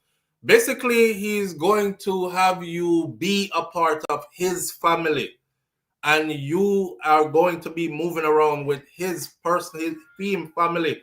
So, you know, and enough of we who are married man, and I know that go already, right? Because your wife are going to be super off with you if you sideline all our plans them for just randomly go please some stranger or something. She's willing to work with the program, but you have to work with our timing as well. right? So I'm sure it's like that for Mervin too. So you have to plan things ahead. That way we know what's going to happen. You're going to be here, what day you're coming in, how we're going to do this, that, and the other. Your pickup, your drop off, your this, your that. Plan around a couple of events around the island. Going to be traveling around the island that we want you to come to as well, and these things. So there has to be a cutoff point to this. You know, our people late. The lady I spoke to this morning, sorry, Jerome, but I spoke to one lady this morning and she said, may the best person win. I am always a winner anyways. I wrote to ask her, who would you be taking with you if you got the trip to go? She told me about 2 kids and she replied and said she's taking the 2 children. And it's a 2-person thing. You can't take 2 children because then that would be 3 or 1. And there's an age group for a particular reason, So that not gonna work for her. I had to just wish her all the best and let her know that it wouldn't work for her this morning anyways. So I'm having people who are inquiring, but they're inquiring slowly. They're definitely able to do it. Right. No, I was just telling sometimes that if someone want to do something good, it's a great feeling that you can buy someone a gift as a gift them a member, and whoever get it, it's a nice feeling. You give 1 or 2 or 3 person a membership. Sometimes it's a nice feeling. Yeah. So sometimes we can try that every now and then. Big up yourself. All right. I appreciate that greatly. Thank you. All right. Yeah, Jerome is a real one. Thank you again, Jerome. Appreciate you greatly for that. Yeah, Jerome's intention was, like he said, to hopefully get them to get it so that they can actually qualify for the trip. Live on the air with SouFLo. Good morning. Morning, my general. Blessings. Morning, my brother. This is Mervin the Point Jamaica car on the phone right here. Yeah, me hear Jerome at all. Blessings to Jerome, sorry. See? And the rest of the family. All right. Let me tell you. Somebody asked me the other day why I do this. Mm-hmm. I want to clarify. One, every Christmas, when possible, I try to have a Jamaican who don't have spend Christmas with me. Mm. And some of the time is Jamaicans with their Jamaica, who, like one elderly person who, so them family are age out and them not pay them no mind. That type of thing. Yeah. Or just somebody because me's a Christmas man. Same. December, my birthday, and we trying to tie everything together. Same. Even though we not get no gifts. Anyway, that's one of the things. And the other thing, and as a person who come for like Westmoreland, one of the things when we did have as a Westmoreland person, we used to them used to have a thing in a Jamaica name, spend time. And them take away summertime and them take away move all around Westmoreland. And we get to enjoy the culture. Right. And meet other people. And out of that, I have traveled a lot. And because of that, at some time, some neighbor know me and say, yo, you remember the little youth from Ray? And what them do is that they have opened their homes to me and my friends in the past. So me just set the stage. When me there UWI, January 1, we have a trip we go right around the island. Just pay as you go. You see? Because we realize that a lot of tourists come to Jamaica who know Jamaica more than Jamaicans. Yes. Yeah. Now, me see in the Observer yesterday that the Jamaica is number 1 giving as in terms of helpfulness in the world.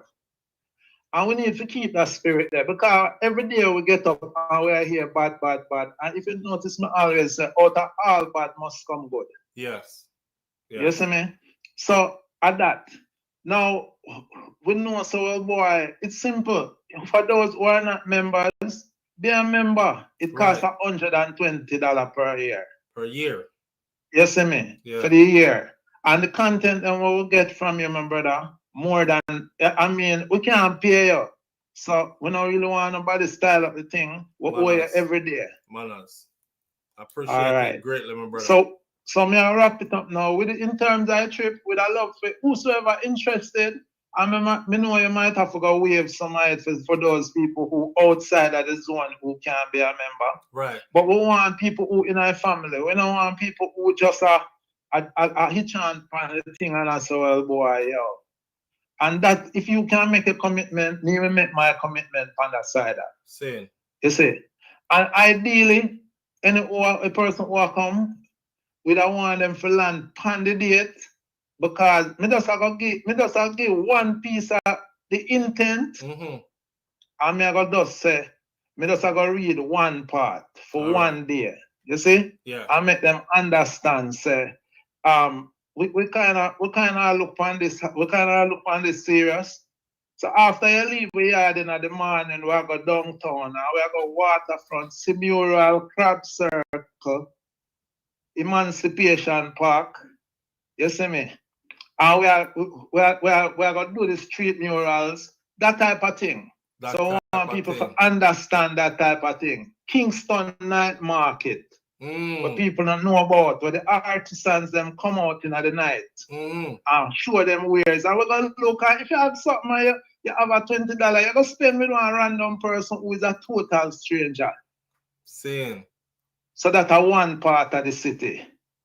And we're upon the other part. So whosoever come, walk with your sneakers, walk with your beach shoes. Same. Because you're gonna walk at that. You're going to drink Appleton rum. We're going to go in. You see, some of us are trying to get this setting. You're going to Bamboo Avenue. We're going to try to race to catch the sunset on the grill. See it. You see, and all kind of things.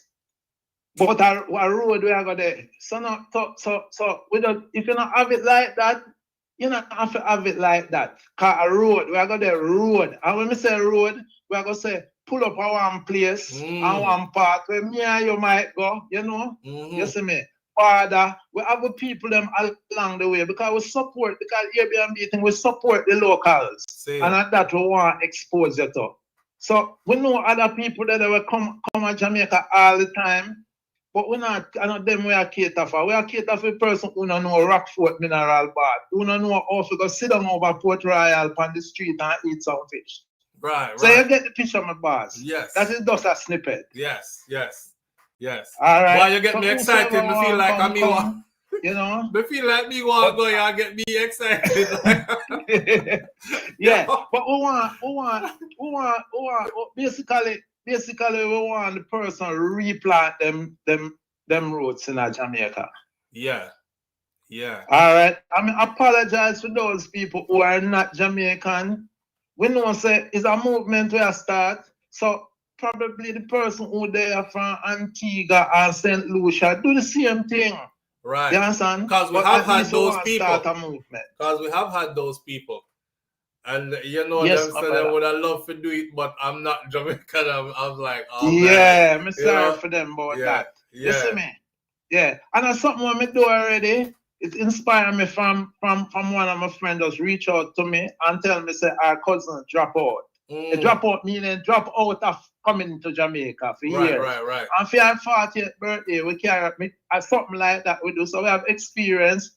And one of the things we carry is where you were born. Seeing. Blessings, my brother. I left it right. Manners and respect, bro. Manners. All right, cool. Boy, the man make me feel like say I'm supposed to be the one going. Actually, that's listen. You can't pay for that. You can't pay. Well, I don't know. Your money might be super long, but all the stuff he just talked about, you can't pay for all that easily. That's a costly trip for somebody to offer that to you, along with your transportation and accommodation fully covered. Man, I know a lot of people are going to be working and doing all this other stuff, but I'm still looking for the person who says, SouFlo, it's been this many years, I haven't been back to Jamaica, you know, so and so and so, and I'm on the trip here and I'm going, kind of thing. I want a hit. I was gonna close it off, but I'm leaving it open until Mervin tell me when to close it off. I think that's the proper thing to do because he's the one with the offer. Right? So when he tells me close it off, I'll close it off. Live on the air with SouFLo. Good morning. Hello, good morning, SouFLo. How you doing? I'm good, family. You? Yeah, I'm doing good, and I'm not so bad. Aye. You say I flow this morning with the topic, right? Flowing with the topic. As in, I have a list of things to talk about. So I normally ask the audience what they want me to talk about next off the list, or if they want me to just flow with the list. Oh, show me the part here still. I'm gonna say I want to not power on the topic then. Go on, go right ahead. Yeah, man. With the female, them when you say white female, them support gays and what again is something else? Yeah, gunman and gay man. Repeat. Gunman or gangsters and gay men. Yeah. I have something to say personally when we think about the whole thing. Yeah. Me think say we as male we're supposed to rule.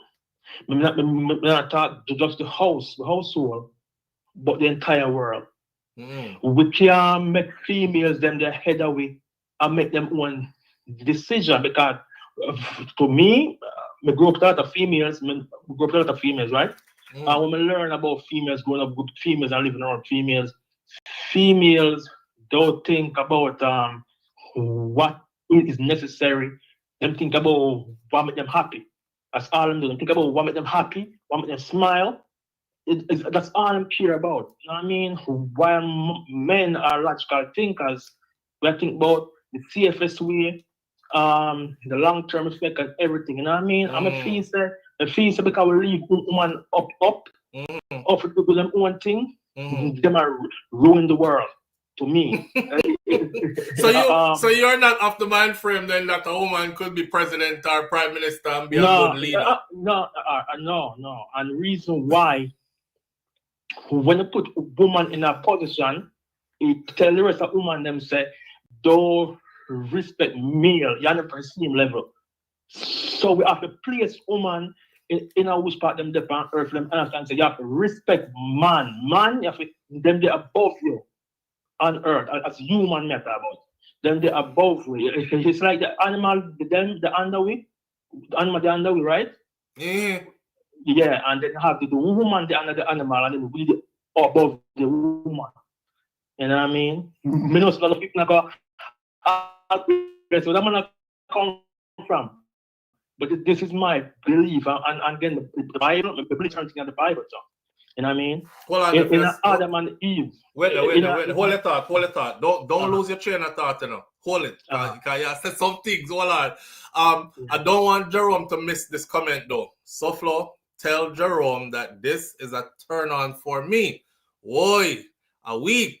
That was a good thing you did. Jerome, that is Sam and Madeline. We spoke to Sam and Madeline. She presented herself on the screen the other day. The woman was saying her husband dead gone and he was an older guy and, you know, she left with all of them things, but she don't want to get stigmatized by nobody, so she don't give herself to nobody. She's just taking her time going through in life, enjoying herself and reverie. I see that.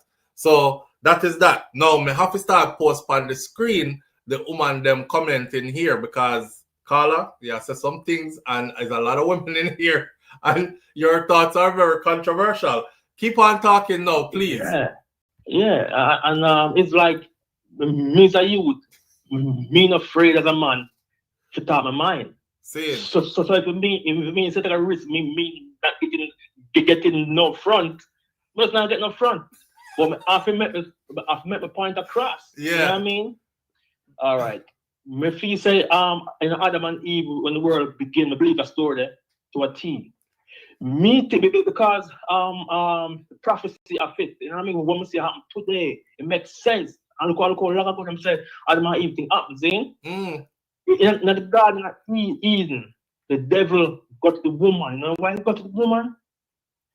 Because the woman think about happiness, then think about fun, while the man said, no, God tell me say don't eat the fruit. So the devil was able to use the woman to trick the man in the Garden of Eden. Yes. Because he couldn't go straight to the man. Man would have been a logical thinker and he couldn't get him that way there, so he go through him woman. Yes.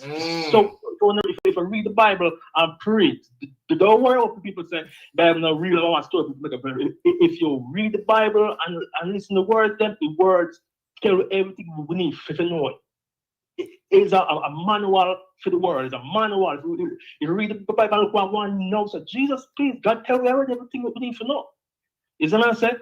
The devil got to the woman, he never got to the man. And I say it not gonna work out. When he got to the woman, influence the woman, and the woman said, oh, because what the devil tell the woman said is that if you eat the fruit, you're gonna be like God. So the woman said, what? You can't be like God? Wow. She bite the fruit and God punish the man. The reason punish the man is because the man should govern the woman. The woman come from the man. So the man did a slack off, him never do him job. So God punish him. Yeah, the Bible explain everything. If the Bible explain everything, you have 1 billion pages. I mean, so God just make the points to go along. You know what I mean? The devil tempt the woman and get the man in trouble because God left the man in charge and the man gaze. But the woman did, so God punished him and kicked him out. You know what I mean? In today's society, we realize the woman them are lead. The woman them on social media lead. The whole narrative of life we have. The narrative of everything on social media, woman are leading everything. You know what I mean? So it's like we as men need to take back charge. But the woman them not have so much talk because they ruin the world. The gays, so they support the gays now. I was waiting to see when you were going to tie that back into the question, the original question of why do our black women like gay men and gangsters so much? Why do they support gay men and gangsters so much? Because you know, most women, especially the younger ones, you will hear a lot of them say stuff like, I don't know, it's just something about it. I don't know, I just like a bad man, or I just like a rough man with kind of rough edges around him. I don't like no soft man. But half of the time when you look and you say who she a call rough edges around him or she not like no soft man, she a talk about like a gangster, like a street ninja, like, you know, one of them kind of man there, who courts kind of man. So I'm wondering why they support like those types of men, and also they are very supportive of gay men. Black women are super supportive of gay men. Yeah, and the reason is women it's easy to get bored. All I'm thinking about is happiness and what good and what pretty. That's why God put them in charge. Because they don't know how to govern nothing. So they look on the gay man now and say, wow, he don't like woman and man in love. Wow, this is something new. And they be fascinated about the man and support the man. While the man that said, no man, you can't love a mixed man, hombre. You're a man, got to a woman. You know what I said? So the woman now go tell him the right thing. She'll go encourage him in his slackness. Then say. Yes, as long as she happy and him happy, she good. As long as everything is happy. She have somebody to lap fractal with and. Yes. Yeah. We can't make woman rule. And the reason the all time man them never used to give woman certain position in the world because it fall over in the household now because the woman sees oh me can do the work what you do me I'm a manager and my work and stuff like that just like so who is you? You know what I mean? Let me ask you 3 questions. Yeah. 1, you's a church man? If me the what? You's a church man? No, I mean no, man a Christian but grew up in a church but since we get the whole I not really got church and more like that. But believe in God, see man. Believe in God, you know what I mean? You believe in God and you're in your Bible. Obviously. No, I'm studying my Bible. This is not about no Bible. It's not about no Bible. This is about me just having knowledge of certain things and as I tell you what we believe. And that's about I want to Christian attack, so I'm not about the Bible. No. It means just logically you read a lot. I put things together and it makes sense. You know what I mean? If you look on the world now, I guarantee you the woman that cause a problem. I mean, the man love go war now. Man love war now. But woman, the morals of the world now and certain thing where I got to shit is because woman no have a balance. Woman they above man. Them go above man and rule. Them actually take over, make decision about woman supposed to have this. You know what I mean? You get what I'm trying to say? I get what you're trying to say, of course. I get what you're trying to say. You know what I mean? And I We can't. need to start put woman back in them place somewhere. So you're That's so all we have to basically do. your delivery might not be too nice. Let me tell you what go on yourself. But wait, We're brawling now, ask me one more question then. So you're married? Yeah. I'm Yo- your sisters. Eh? My sisters, daughter, cousins, No. Me ask you if you're married. Yeah. You're a married man. Yeah. Okay, Camila will ask you if you just got through a breakup. No, my wife happy. So your wife understand the order of things? Yeah, my wife understand because I explain to her. But it's like if you don't have a man, I want your man to the same level. A joke thing. So my wife is a rational woman. She have her mind of her own. She look at it and say, true, because me is a female. You stronger than me. You make better decision. I'm the trust you to lead. And that's what my wife is. That makes me control her. Because 2 years woman about said, oh, I'm a controlling wife. And not because so. The wife have a whole lot of freedom to go where she wants to go and everything. But it's just that she knows that me are the man, you are the woman. You know what I mean? Nothing wrong with that. Said, huh? Nothing wrong with that. Yeah. Yeah, there's go ahead. There's an order that is established. See? Yeah. Yeah, there's I mean your delivery might sound harsh to some of the women in my I don't care on my platform, but truth is truth. So man. in a nicer way then when the brother would not really I say, cause him not care if he get tone nice. So in a nicer way, just to get everybody to understand what I think he was saying is everybody has their role to play.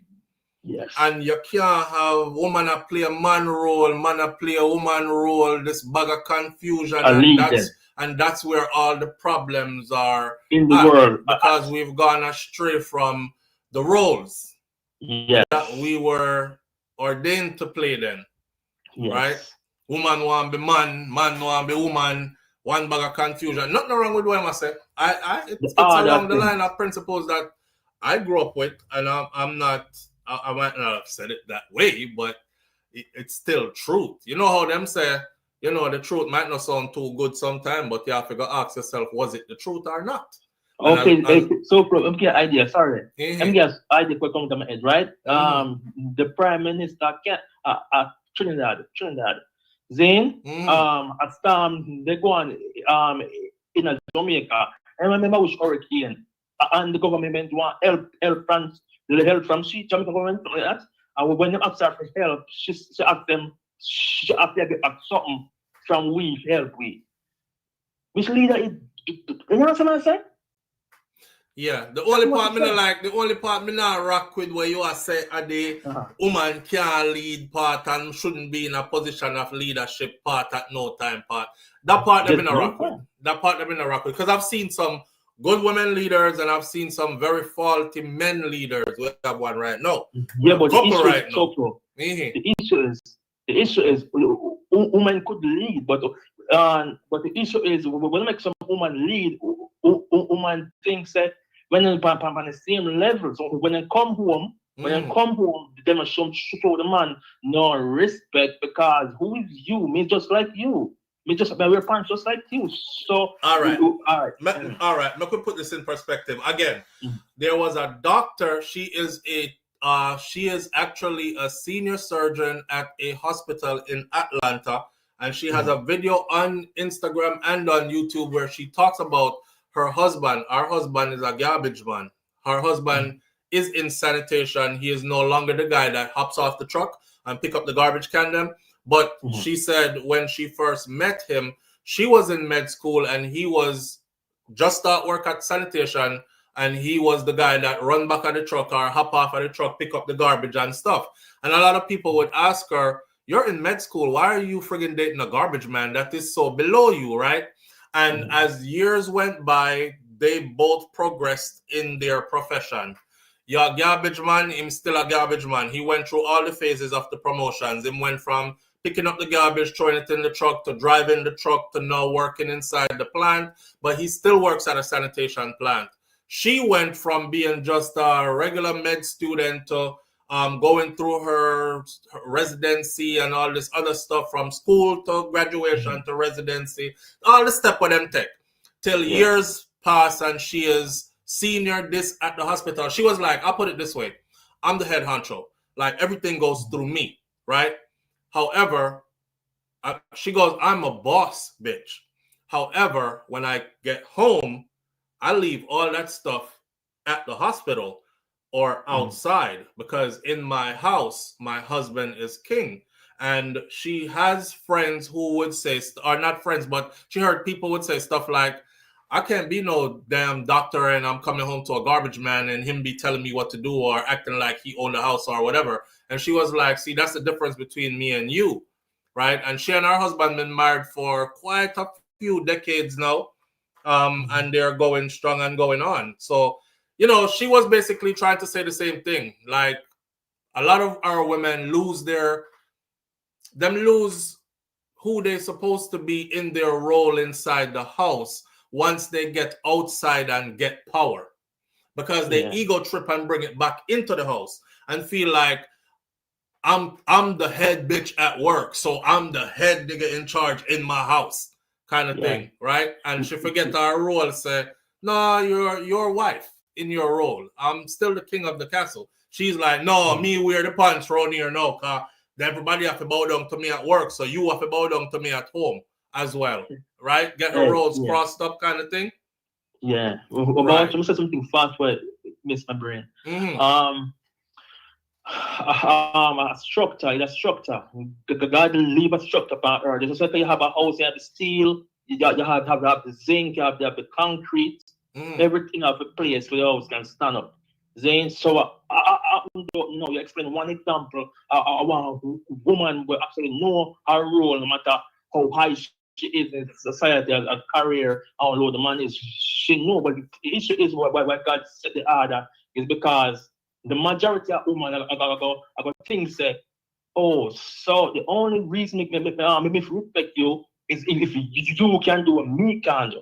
So as soon as me can do what you can do, with on the same level, so God set the thing in a way to say, a housewife. No, a woman can a career, you know. You can be a doctor and so, you know. But we have a set standard different, but separate the two. When it comes to the home and the family, and the hierarchy in the family and the structure of a family, right? And even outside the family too. In a society, you can't get woman position because once woman no respect a man figure, it's gonna be I can't agree with that. Unstable world. I can't agree with that. Brother, may I try and see him, but I get it. We can agree to not agree to everything. I agree to a lot of what you're saying, but we can't agree to every single thing what you say. But listen, the gay issue we have, the gay issue we have, and the support of gunman, a woman that do it.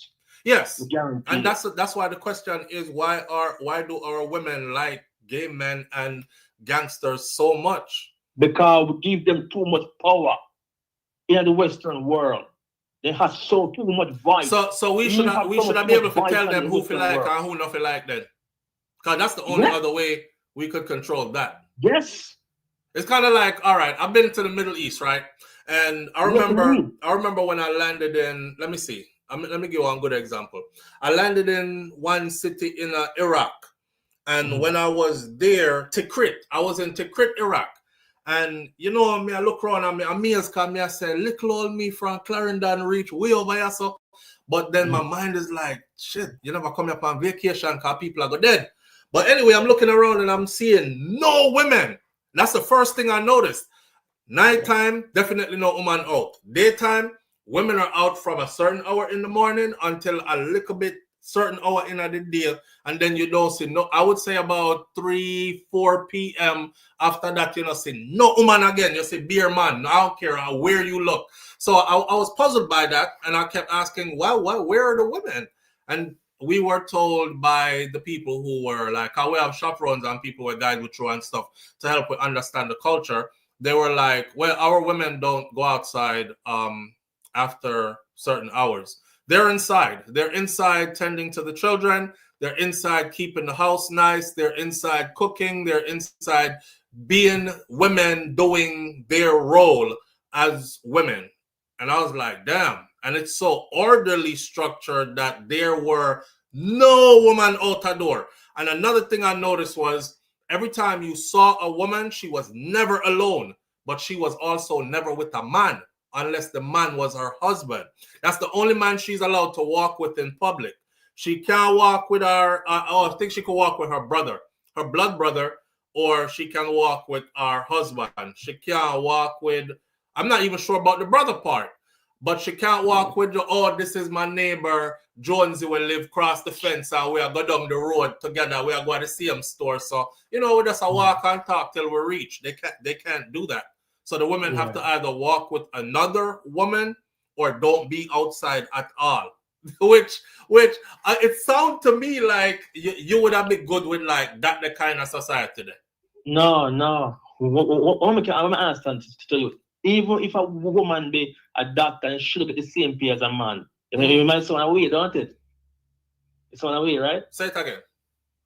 Even if a woman is a doctor like a man, and I do just the same job, there's something we have to do different to tell a woman's psyche say you is not on the man level. We have to keep a structure in society. No, bro, no, we can't agree with that. We can't agree with that.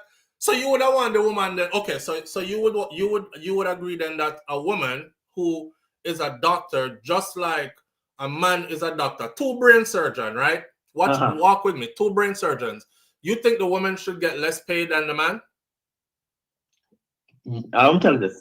Yes, I know. Away, but listen up. That's all like you have to say yes to Ratin. No. Listen to me. It's on a way, but the point I have to make here, so we as man, we have to lead in the Western world because all the issues that we have in the society, group of cheating and them something there, a woman there will a temp man. If the woman them not cover themselves, if not do the right thing, they would tempt the man to go and the family are ruining. Because we're in the road sex. So we have to keep a structure in a society if we want a structured society. You know what I'm saying? I understand what you said, but it take a lot of navigating through. And I don't agree with all of what you're saying. I understand. I'm not wrong, but listen, that's why you hear me have to say, but listen. And the reason why you feel away because you have a daughter, you have a wife, you have a mother. Yes. But listen, we're not so ever hurt the female of them enough. We're gonna love them still. We make life easy for them. You don't have to work. If you don't want to work, you don't have to work. If you want a career, it's unnecessariness. The reason why a woman miserable so and I cuss online because they have to go work every day Because the rat race. Woman I take on pressure with they are not safe and secured. Them in the rat race. They're on their own. And we should not protect them and go store. But you can't protect who is not submissive to you. Repeat that. I said, yeah, we should, in the ideal world, right, we should be protecting them, providing for them, creating this soft life and space for them to flourish as women. But we can't do that to a woman who is not submissive to us. Exactly. I kind of agree. I like where this is going. I don't agree with everything. I like where this is going. If my daughter becomes a doctor and say she's a brain surgeon and she is standing next to another brain surgeon who is a man, I would want to know that my daughter get the equal same pay and respect that other brain surgeon does because she did the same amount of study and she went to the same amount of years in school. She had to pass the same exams and pay the same tuition for some of the same type of institutions. So why she have to do all that and then when she reach up there, so is like, no, keep her back down here. So I wouldn't like that at all. I wouldn't like that for my wife. I wouldn't like that for my daughter. Yeah, you're right. You don't say your life. even life where you have the woman them vice lower than the man then? In this live? Because there's more TikTok. women here. Because there's more women here, bro. Well, listen up. The woman them I take over as army as we need to get women to understand that we lead the world and not them. I have to find some way to get that in them head. But if we don't do it, they might turn society and something where we're not gonna appreciate it. You know what I mean? So just think about what we say. Think about what we say. Definitely, bro. All right. I applaud you and I like your chain of conversation because it leads you right into the next thing we're going to talk about. Anyway, manners and respect to you. All right, Majid. Big up yourself. Manners, big up yourself. That is a perfect example of how we can actually disagree, keep it respectful, same way. He didn't say everything that was, and not everything Wayne said did wrong, you know. There were some wrong stuff in it that really stood out. You know what I'm saying? Some wrong stuff in it that really stood out. Which brings me to this. First it was, so as far as women are concerned now, I realized that things trend, right? And women pick up the things them that trend.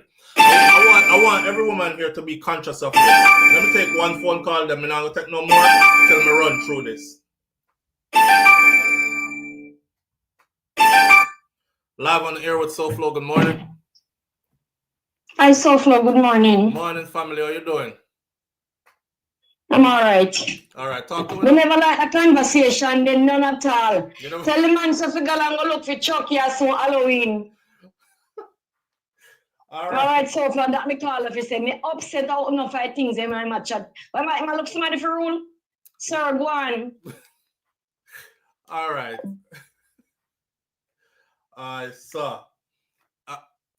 You know, listen, the world works like this, right? Men don't have to fight with women at all. I've found that women who are like super aggressive and whatever, you don't have to deal with her. You just go find your woman that is not. And there are lots of women out here who are not super aggressive. There are lots of women out here for us men who, as long as you are that guy, you know, a good protector, provider, give her that safe space or whatever, she'll curl up right under you. And if it's submission you're looking for, she'll be just that all the time. Compatibility is a big thing, though. And sometimes you're not compatible with who you choose to be with, you know. Some people just naturally rock us and whatever, and they're not going to change who they are for you. And you end up with that type of person that you like how the body look, and you like how the conversation, and you like the sex, and you like the this, but at the core of her, she doesn't match your personality because you like a quiet woman. And you like a woman who, when you say, come on, let's go, she's like, okay, babe, I'm ready. Instead of, let's go. Where are we going? I don't want to go there. You go by yourself. I'm staying. I'll see you when you get back. You know, argumentative and them kind of something that cantankerous kind of woman. You don't have to be with her. You don't have to be with her. Every man out there can find a woman who is his speed and his type. That's why I watch my own like I watch my own, because anytime it look like it not going where it's supposed to be going, me just give it a time period. Cause life short. D'Angelo, brown sugar babe. D'Angelo drop out yesterday. Me and D'Angelo not too far in an age. Me not reach my 50s yet, but it wasn't too far, and I'm not far from it either. So I'm not gonna waste my time trying to fight every day with a woman who is not my speed. You just have to find your speed, bro. With that said, though, first it was narcissistic, then it was gaslighting, and then it was sassy. You know, every time I'm realizing how much of a control that social media has on people, and our women in particular. I came across this observation quite some time now. I mean, I look on it. Things will trend and women will pick it up. And then they start to use it on a daily basis. Like when narcissistic was trending, every woman will get vexed with our man now. You're just a narcissist. You're just a narcissist, right? I mean, I say everybody just suddenly turned narcissist, so like, you know, and then they went from that to gaslighting. Yeah, he's friggin' gaslighter. He always gaslighting me. He's always gaslighting me, trying to make me, yeah, he's the problem, but he'll flip it around on me. And I'm like, okay, so gaslighting is the word that's trending. So I went and even did a video on what gaslighting actually is, the origin of the term, what it means in clinical definition, as from a behavioral counselor's point of view, etc., all that stuff. And then we get to sassy now. Now, when a man talks too much, oh, that's so, he's just a little bit too sassy for me. You know what I'm saying? Now, remember, you know, a Batman, them called sassy, you know, but they like Batman. So how come you're using that same term now to address a heterosexual man who speaks his mind too much? He's suddenly sassy. We're gone from them term then now. Hold on the caller. You have to go call back next time. We're gone because I'm flowing right now. We're gone from them term then now to what's trending now is financial abuse. That's what's trending now, financial abuse. So I noticed that financial abuse is being used by women who are with men who foot all the bills for everything for years. And then down the road, she suddenly come out and talk about I was being financially abused because he's the one that controls the money and he pays for everything. I saw a lady yesterday who said, oh, so she didn't say girlfriend. It was, let me be specific. It was Akon and his wife. I did a story on my other channel, SouFLoTV, where the headline was Akon's wife filed for divorce after, I think it's their 20th or 20-something years of marriage. She, however, let the story run in the public, and 2 days ago, she actually answered, and she said, that is definitely a lie, because I'm not filing no divorce from my husband. So I have to do an update to that. But the comment section, you know, all the women were ready in the comment section to bring, after 20-something years of marriage, bring her back to the Fidem side. Yes, girl, it's about time. Somebody said she knew from day one, 29 years ago, that this day would come where she would leave him and all this other stuff. It is said that he has other wives, but they are not traditionally married in the United States of America because you can only marry one woman here. But he's from Senegal, and he's a king in Senegal. So a Senegalese king in tradition with his roots and culture from there has multiple wives. This woman, who is his first wife, has been with him 29 years of marriage. She has stood around while he gathered other wives. So, you know, Western-minded women are like, she knew damn well that she wasn't happy with no man having no multiple wives. Girl, time for you to take all the money and go. I seen one woman now say, yeah, because she was being financially abused because he controls all the money. He pays all the bills, but he controls all the money. So all these years of marriage, notice she did not say dating, she said marriage. So instead of her, over those 29 years, working, putting her money into, I try to remember our comment exactly. Instead of her working, putting her money into a 401k and a retirement plan and saving up money for herself, just in case anything happens, here we are now, where she is going to have to go sue him for money to leave the relationship because she don't have any after all these years of being with him. This is what you call financial abuse. So that's the new talk now. The new talk now is financial abuse, and it's being directed towards men who have foot the bill for the entire relationship. So me, I said to myself, say, how were you being abused? I think it's necessary for me to clarify for people what financial abuse is. So I'm going to do it now. Financial abuse is this, ladies. Wanna listen up? Some of you don't have no man, so you don't have nothing to worry about. But if you ever get one and it's a good one, please remember this. Financial abuse is when Example. The man works you into a corner, into a position where you're agreeing with everything. You want children? Yes, babe, I do too. Okay, let's get 3, 4, 5. Okay, you do that. It's all about him. He's the one, the breadwinner. You're going to stay by and support his dreams, and he's going to build and grow and expand in the name of the family. Because the more successful he is, the more comfortable family life can be. You can afford the nice things, them live good life, all these other things, and you go with it, right? Financial abuse is when you are forbidden to expand yourself. So everything you come up with, you're like, babe, you know, I love nursing. I think I want to go to nursing school. I've always wanted to be a nurse since I was a little girl. And him, all these years you've given to him, he's like successful, and he's like, no, I'm just hungry for more success for me.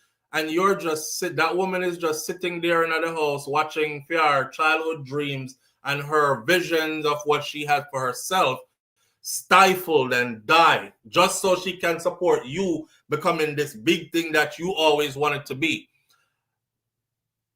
After a certain level, because this is what y'all went into the relationship agreeing with, but after a certain level of, how much success you want so for yourself before, you can say to your wife, say, yeah, put some happiness in her life too. Like, human beings are most happy when they are pursuing the things that they feel like are their calling. Everybody is miserable if you're not pursuing your true calling. That's why every now and then I ask everybody here, what was it that you wanted to be when you were growing up, when you were a small child? Because most of us here didn't come out to be that we wanted to be or saw ourselves going to be. We ended up, bata in the storms of life and end up choose something and then end up like something because of that we choose, and it pay the bills and it looked like a good career path. It can go on. There's room for growth, but it wasn't your passion. So you're living your life not pursuing your passions.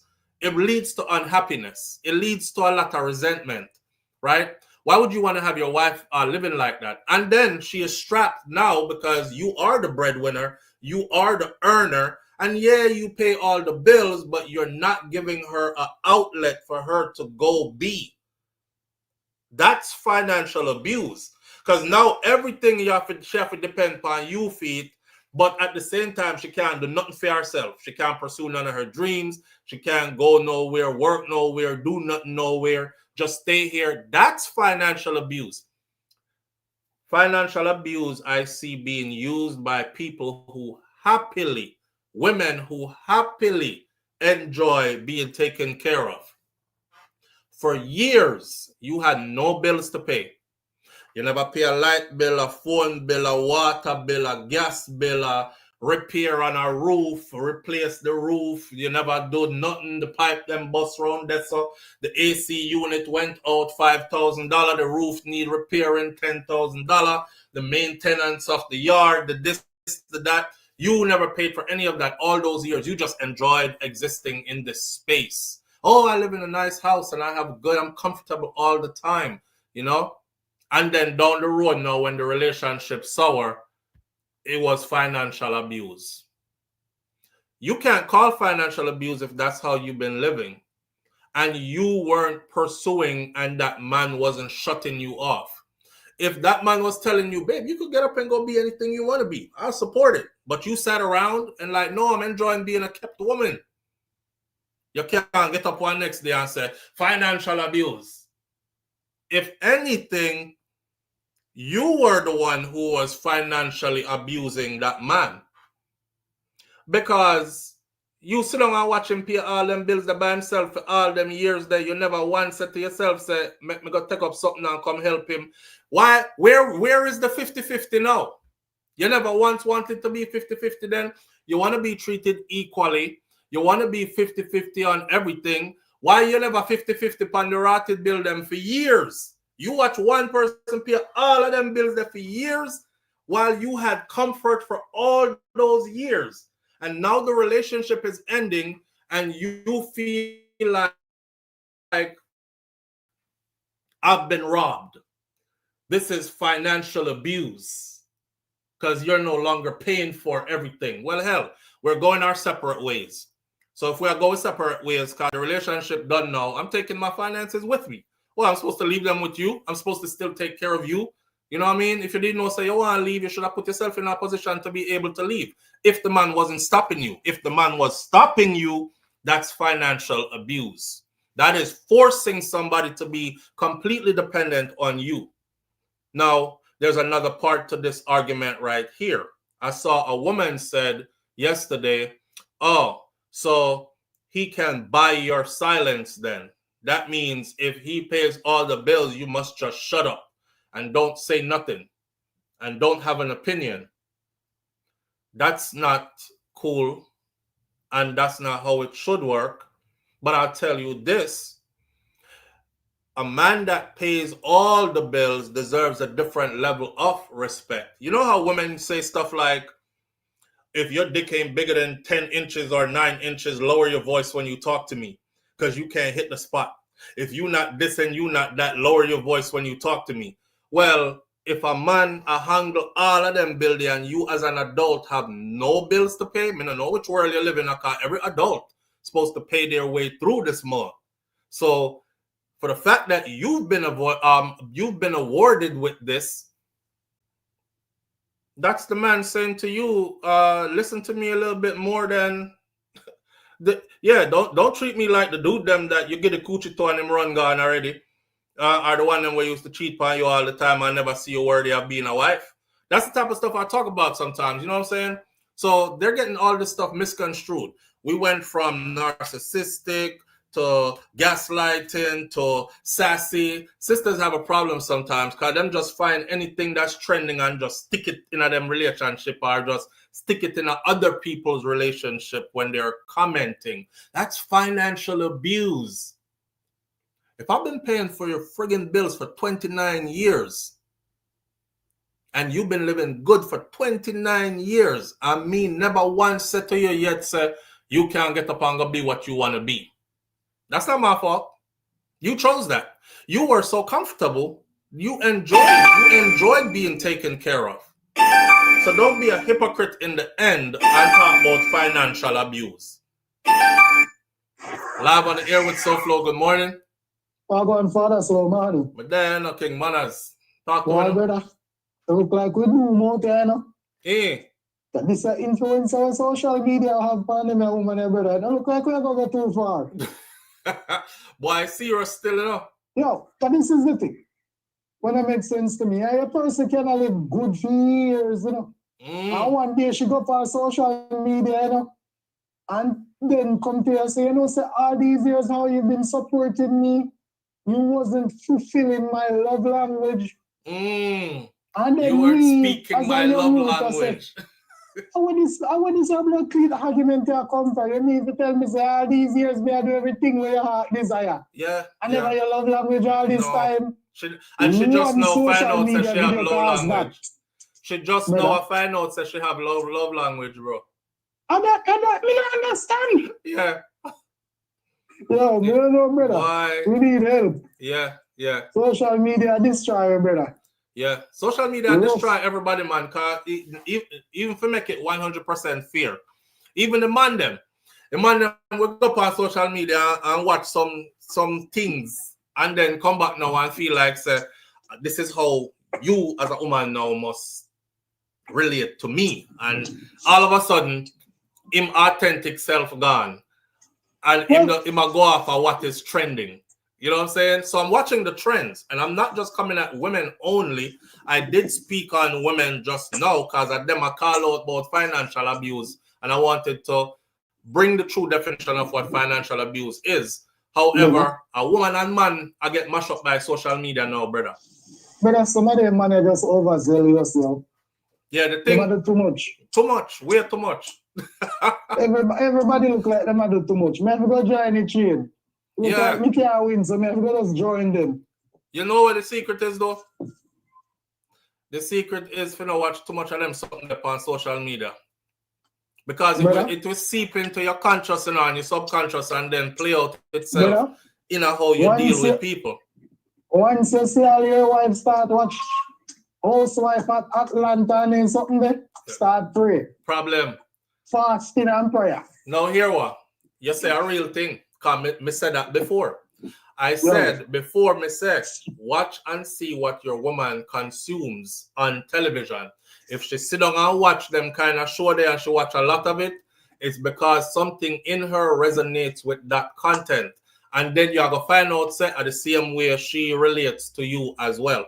No mind sharp, she dash water in your face and fling the glass off of you and all them something that like how you see the woman them dope on them show there, right? Some crazy shit. Yeah. Some temper tantrum where everyone that you look upon and say, you know, say, a devil.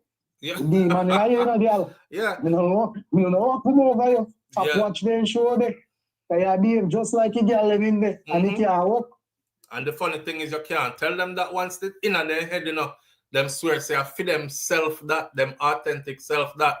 But the truth is if they wasn't watching it, they wouldn't be behaving like that. But let me sit down and watch a man transform like a craft say. Transform when the night comes. She never used to do this and she just get up all of a sudden and start doing this. Why? Crazy, yo. I don't understand it. The whole way have to watch what we put in our brain, man. Because what you put in your brain is actually what dictates your behavior. You can't pour. Things, you know, watch. It's simple like this, brother. You can't pour a gallon of milk in a jug, and when you go to pour it back out, you're going to pour out lemonade or water or whatever. You're pouring into yourself every time you consume these things through your eyes that are the window to your soul and through your ears. So what is coming back out of you is exactly what you've been putting in you. Yes, because the impact of behavior you not even notice. You do things just like what you're seeing in the movies and not even notice. Yes. It becomes a part of you over time. Subconsciously, then your conscious and you not even know so you change. Yes, absolutely. Absolutely. Yes, you have to be careful. All of us, man and woman, because you will bring, you know how them say, me give a good example. A man will watch a lot of porn, right? Blues movie. And him say, why? Yeah, watch how she bend up like that and do this and do that and do that. You watch too much of them something there now. You're a woman now, one of them woman there where she ready for nasty up a place and do everything in the book. But you are put these images in your mind through the free porn where you watch on YouTube, not YouTube, but on internet. And now you're not turned on by her anymore because you're like, she not do the things them. She not do the things them. I know that. I want something else. You know what I'm saying? She not do the things them. So we have to be careful because none of us are above influence. And that the influence is strong. But I do see it in our women more than anything else. Yeah. We definitely see it in our woman them more than anything else. Once something is trending, me watch the woman them pick it up and me watch them pass it around. Even in this section right there. So. Remember the other day, every man a narcissist. Me come on, go here say me a narcissist too. Me have to go look up the medical dictionary and see what this means. And when me read it, I call people narcissists and them a narcissist. Exactly. So exactly. No. Yeah, when we go back at people in data center. All right, brother. Hey, Jerome said, wait, the Banches says, true thing. My wife catch herself when she was watching them shows. And she said that she have to stop because it was turning her spirit. It was turning her into what she was consuming. But watch foolishness, but I give myself a limited time to watch foolishness. I swear to everybody here, I will watch stupidness for about 15, 20 minutes. You see, after that, my spirit start get cross. Like, I have to get up. I can't indulge the content any further. So I'm not a kind of person where don't turn that on. I don't want to see it. Because if my wife, I watch something, I'm not necessarily thinking I want to watch that. Maybe it's something I don't want to watch, but I want to spend time with her. So I will make time to spend time with her while she is watching what she enjoys. However, if it is something that crosses my spirit, make me angry and miserable, I have to cut after about 15, 20 minutes. I'm now going to sit down there with you and watch foolishness and friggery for like hour and a half and binge watch it. Because I know what it's doing to you psychologically. right? And then I'm triggered because I'm like, okay, me I go see that playback there in real time sometime soon. Right now she's consuming, and then when it comes time to pour it back out, I know exactly what the hell is coming back out. So you have to be conscious of these things. You see, once you're conscious of how things work, you could never be the same again. Now, I'm not saying that my wife watch foolishness and for hours and then regurgitate or throw it back out. You know, I'm saying that if I see her watching a content where, you know, I even said to her, Mr. Beer, put on the TV and I'll find some foolishness for we watch. I feel like watch some carelessness. I literally say it. But when it's time to done it, I say, okay, I don't want to watch no more of that. Live on the air with SouFLo, good morning. SouFLo, morning. Morning, family. How you doing? When we didn't want you to take the call, you know, you didn't pay that style, but me understand. Okay. All right. You see with me not talk about nobody else. I'm dating a man, and this man come just totally want to rule me because he thinks a man are the ruler, which I compromise a whole lot. Me compromise to tell me paralyzed right now. Right? I've done so much because I have an objective. And what you mean you want to rule you though? Make we talk in steps and stages. Financial. He want to tell me how to spend my money. It's my money. I work it. You understand that the part there? Me not to buy this. Me work hard for the money. Take me want to suit of clothes. I want shoes. I want buy and wear it. It's mine. It's my blood, sweat, and tears work it. It's not yours. Do you understand me? Wait. Sorry. I wasn't paying attention right there. What do you mean by he wants to control you? All right. Repeat that again for me. Save your money. Save your money. Yes, I do save my money. I save the money because I have an objective as well. But that doesn't say I can't take out $100 and buy what I want to buy. So the man that tell you if you save your money is controlling you? Of course, and that's part of it. Because it is my money. And me take out $100 of my money and you not even put $100 to it. You watch my money? And me come at me and say, all right, our money, because I said I have an objective. We have an objective. Me not hide nothing from him and stuff like that. Like, nothing me buy even that spend on me yard. It's like, nobody that all negative news. You can't give me a reasonable reason why you are saying that. And I look at it and I'm saying, I have to talk to my girlfriend because I have to have that girlfriend who I handburden and cry and talk and discuss stuff. And I'm saying, where are you all these years? Wait, me stuck. You're stuck? Me stuck. Because if somebody is telling me to save my money, if my wife has said to me, save your money. Me say I overspend, save your money. I'm not overspending, so let me put that in it. Don't bother put that in it. I'm not overspending. Okay, that's what I'm looking for. I am not overspending. And I say to you, tell you to save your money for? What made him tell you to save your money? There's an objective. There's a little mission plan. All right, so we don't know the whole story, you know. So if you're not giving the whole story, we can't depend on side. We can just listen. To be honest with you, no. So far, you're smart enough to kick out and read against it in line. Me call you one man in here, and me say something to you. You honestly can't read from that when we talk about the doctor in the shows. So you don't have to spell out everything, which you understand. But I'm saying to you now that I am working my money. I'm supporting this person, paying rent, light bill, everything. Right? And me no look at what him do with the food money. Can me say, all right, it's both of us. So me say, he's playing his role and I appreciate that. You understand me? So me not even watch that. Can me say me a compromise. So me not look at the big one me I put and the small one I put. Me just look at it as equal. But I'm saying if I take $100, I say me I buy one shoes or one blouse, allow me to do that. It is my money in my bank book. I mean, never have to make you know, you just jump up, no buy, all negative views. So I'm saying that some people just come and want to rule you because they think that they're a man and they think you must be totally submissive. You understand me? So, but different strokes, man. Like, That man, are him pay the bills or are you pay the bills? Did you not heard I said I'm paying my freaking bills? Me hear you say it, but me want you say it again because me I look for clarity. So you are paying the bills. But him live with you? Fine. He live with you? Yes. Well, you're paying the bills for Uno. So are you paying the bills? Exactly. And then I said to you, well, that's a problem. In my food, but me look at it and say it's equal. Me no, but I rub it in my face now, not because it doesn't work and stuff like that. That's a problem. That's a problem. Once a woman is paying the bills, you see, but did you not hear I say I don't rub nothing in his face? But you do. You say you don't, but you do.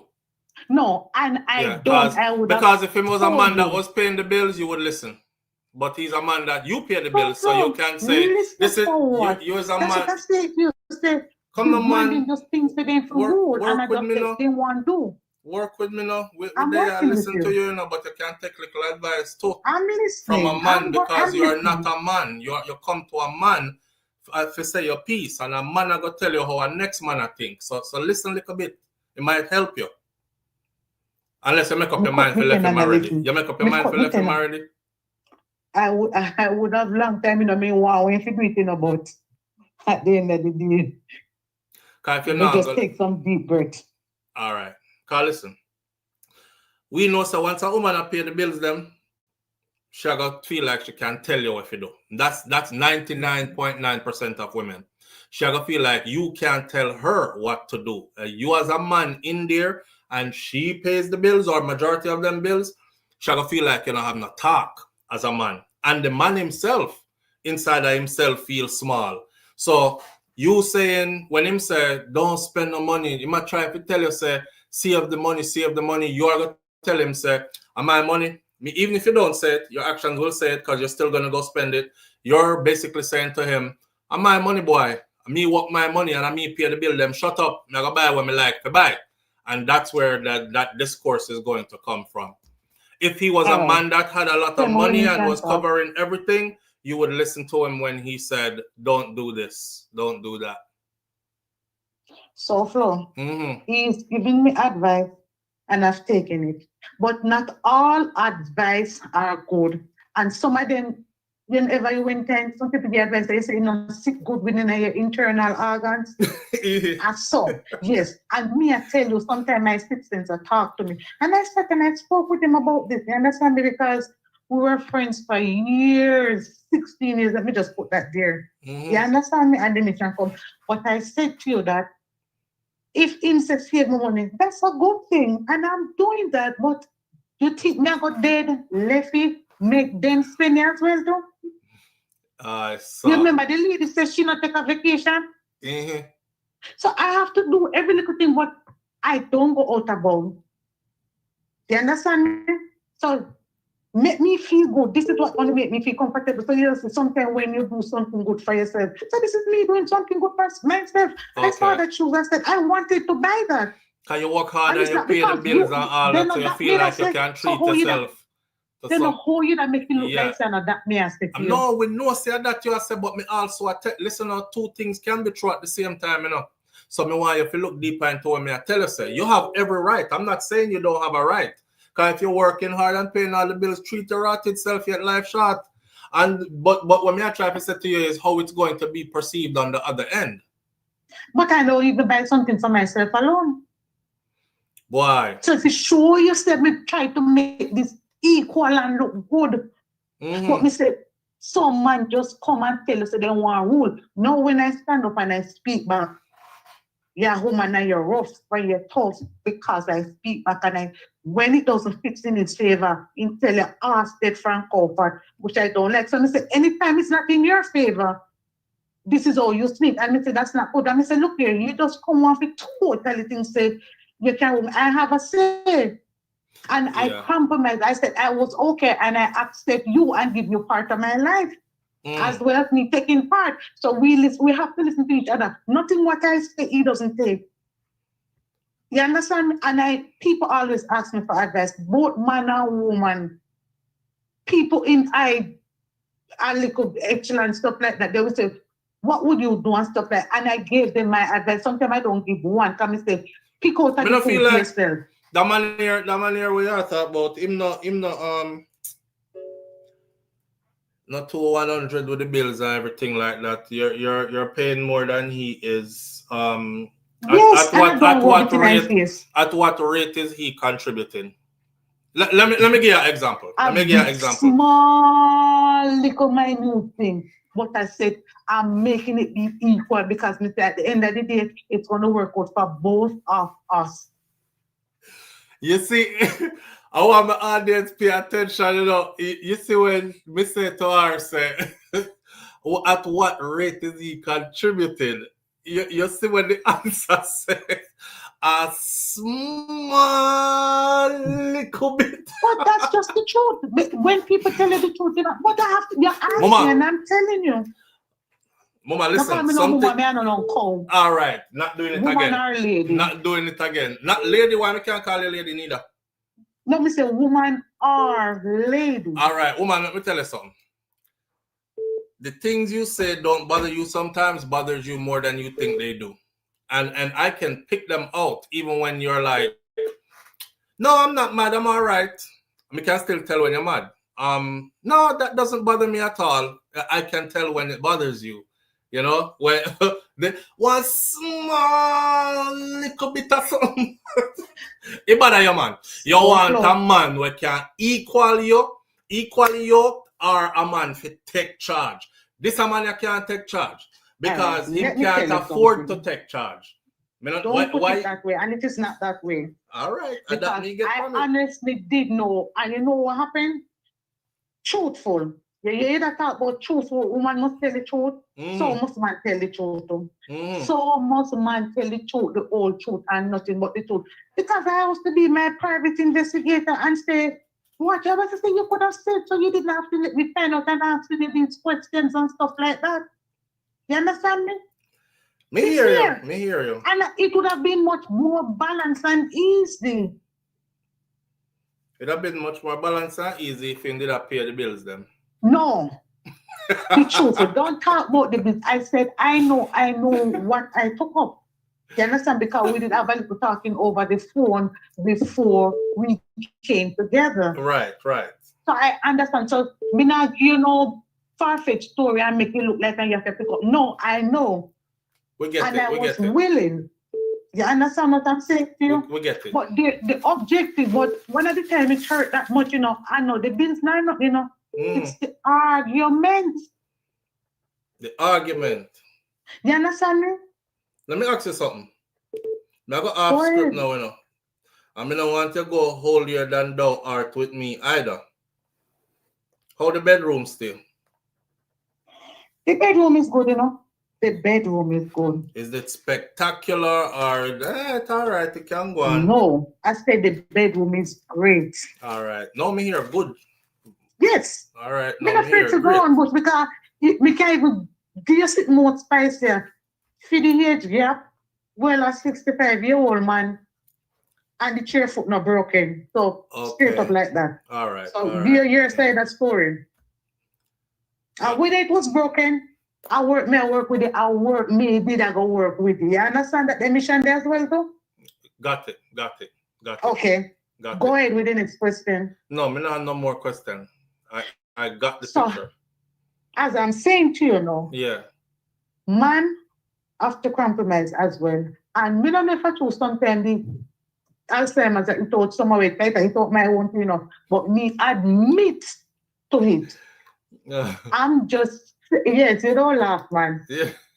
Me get it, man. And that's where the aggressiveness coming. I mean, I feel I work with all of this, and I'm working, but I'm just saying, be truthful. You want me to be truthful. You come here, ask the Frank Crawford how much man for the here or not. And which is not even so in did all I know before. You understand what I'm saying to you? Yeah. So the man them not to compromise and not come say no one who totally take over their affairs, their financial and this and that. We did have something going on before. Friends, no man friend, woman friend, because if you have your man, you have to cut off, but me cut off, but you don't want cut off at the end of the day. You still life and fear too? Okay, me get the picture now. Me get the You picture. get the picture. Yeah. All right. Me know where you get no white picture. Cause from here, like to get the picture. All right. All right. Big up yourself. Thank you. You too. Bye bye. All right. So you know, so me not gonna add nothing more to that. So that part there, I skip you. Hold on there. What Andrea said. Hold on there. Live on the air with SouFLo. Good morning. Good morning, SouFLo. Michelle, you can hear me good? Me can hear you a little bit good. Okay, good. Your phone is not too clear, but we can work with it. Pick up Bluetooth. Hold on, pick up Bluetooth. So I wanted to do two things. You know, I started listening to your station years ago, like 2015. And because of you, I started romanticizing in Jamaica. So, you know, I left here when I was 6, never came back. And I'm finally back and I'm happy. Big up yourself. So I'm here for my daughter's wedding. It's been the 3rd day of it. So we'll leave next Friday now. Have fun. Wait, you there in Jamaica right now? Wait, never come back. You in Jamaica right now? Yeah, we'll on Monday. Yeah. Yeah, I'm on Monday. I try to call from Monday, but Monday I'm a bit tired. So anyway, me I'm also going to listen to your station and instead I have to call you because this sound like me with a lady we called a while ago. So about 10 years ago, my husband gave me doctorate and I was paying all the bills. Me that behave like say, yes, me control things because I pay the bills and remember the man put me through school. But me I go like I say, I control things. It took me 6 months to realize that I'm going to lose my husband. And I had big to woman back talk no. I'm making deal a man because even though never control it, it wasn't because he couldn't. It's because we both agreed that him working on his doctorate was more important and it was stress. The doctorate is something that was stress you. So financially, I was in a position by the time with my RN, it was already an RN. And me agree, we come to an agreement. But when me I make the money, brother, can't tell me nothing. Saying. I almost lose my man. So that day should have a good man. My suggestion to her is to back off and let the man get to where he needs to be. I had to teach my daughter that to the one where I get married. When she start with her fiance, because I make more money than him, she'd have gone away and want a certain ring price and a carrot on it. She not get what she wants, she ever left him. And me and her father sit down and talk to her and to show her, say, listen, allow this man to be a man because we can see where he is a man and just not have the money where she up. And see it there, 9 years later, she gets what she forgets. You understand? Right. So sometimes we as women be too cocky. First of all, we come from a Jamaican background, a black woman period. Just back off, allow the man to get to where he needs to be, then can be the man that he wants to be. Other than that, I'm actually I love your station because I sit down and listen to one about Jamaica. You know, I come here, my parents, when I come from Jamaica, my parents never care back. They never teach nothing about Jamaica. So out of the 8 away, none of we never come back. None of we. My sister come back last year and I tell me, boy, she love Jamaica. But my daughter, my mother took kiss them all the time. And my daughter love Jamaica. She live down here. 3-4 times a year she come. So when my land, oh my God, I was like, thank God, I'm listening to SouFLo. I'm glad you listen. Really. I'm glad you listen. Mister, I'm glad you listen. I can't imagine the feeling that like when you just touch down. Like, yes. That's true? Yes, the first thing I ask for is a beef patty like a bird in my mouth. Wait, so which airport you got through? Which airport you got through? Mobile or Kingston? Mobile will come through. Okay, so they patted them the right that's as soon as you come out. Right hand outside when you walk out. I get one, I get 2 more. My husband said, come on before you overeat and then you get sick because you know I have motion sickness. But the driver, oh my God, the bus driver, when I come for the bus, I give $20. Him drive so smooth. Even though I say because the tourist area with there, but yesterday we leave after the resort and go up on the road and walk up and down. And I sort of say, it felt like home. It really felt like home. Seeing. So that's the feeling we try to restore. Big up yourself. I said that's the feeling what we try to restore. Because we're missing yes, it. And I definitely, I'm coming back. Definitely. After this wedding, now come back. Love it. Love it. So, shit, when I go to the chat. All right, big up yourself here. All right, thanks. Later. All right. Them story them like for a year. Yes. Yo, there's no feeling. I can't give you the feeling. I can't explain the feeling to you. You know, me I tell wife I say right now, me I itch to go to Jamaica like crazy. I can't give you all the feeling about when that plane, when the plane touch the runway there and bounce like this, you see? And then when you get off the plane and go outside, live on the air with SouFLo. Good morning. SouFLo. Yes, family. Miss Lady, no disrespect, but your boyfriend said half of the story have never been told. Yeah, man, we're not gonna get into all that. She said right now, she talk about ring because no, she don't know my story. She don't know. She's not nothing. talking about ring about you. She's talking about her daughter. Yes, but she was saying that somehow with woman, but that is her daughter. But at the end of the day, you know, apply to you. When her daughter get her ring, however, right now my ring would have put me in a credit card. They kick me when they buy a ring. All right. All right. You know, when you can tell when some woman had a problem, like audience, like just look. Hey, I'm not trying to tell every woman how to be, but the most beautiful thing a woman can be to a heterosexual man is, I have to find a way to word this for now. The most beautiful thing a woman could be to a heterosexual man is soft, womany, if that's a word, womany, soft. I'm not saying be a pushover. I'm not saying accept disrespect. I'm not saying be treated badly and accept all that. I'm saying there's a power in your softness. There's a power in your real energy, your real strength. Your real strength comes from your softness. You know, Messiah, there's a behavioral, there's a marriage coach that I be tuning into his stuff, right? Some of y'all might know him as a guy who have long dreadlocks. He's an older guy, so he have one big gray beard, but he's like well dressed, you know, to the nines and all that. He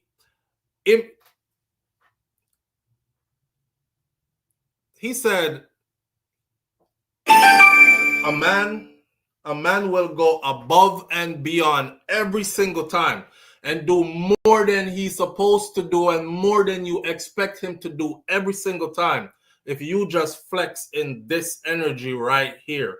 And that energy was the energy where you refrain from being baga baga. Period. That's as a Jamaican audience, refrain from ever being baga baga as a woman. You can get that man to do anything and everything. And then you will be living in your best life. He will be your helper, helpmate, everything you ever wanted him to be. And you will always go above and beyond and do more than you ever expect him to do. But if you flex in that other energy, you kind of get the cut off there from the man. So a woman will realize her true strength when she starts to flex in that energy. She's like, I control him. And it's not a bad control either. You ever hear some woman say, I got my husband wrapped around my little finger. Like what I say he does. Like, honey, I get my way. I hear women talk like that, right? But I follow their conversation, and their conversation always leads to, girl, I submit to that man. I don't fight him. He's the king of the castle. What he says goes. I said, no, I get it. That's the reason why you get everything right. Listen. But again, who are going to listen? Who don't want to listen, don't want to listen, right? Live on the air with SouFLo. Good morning.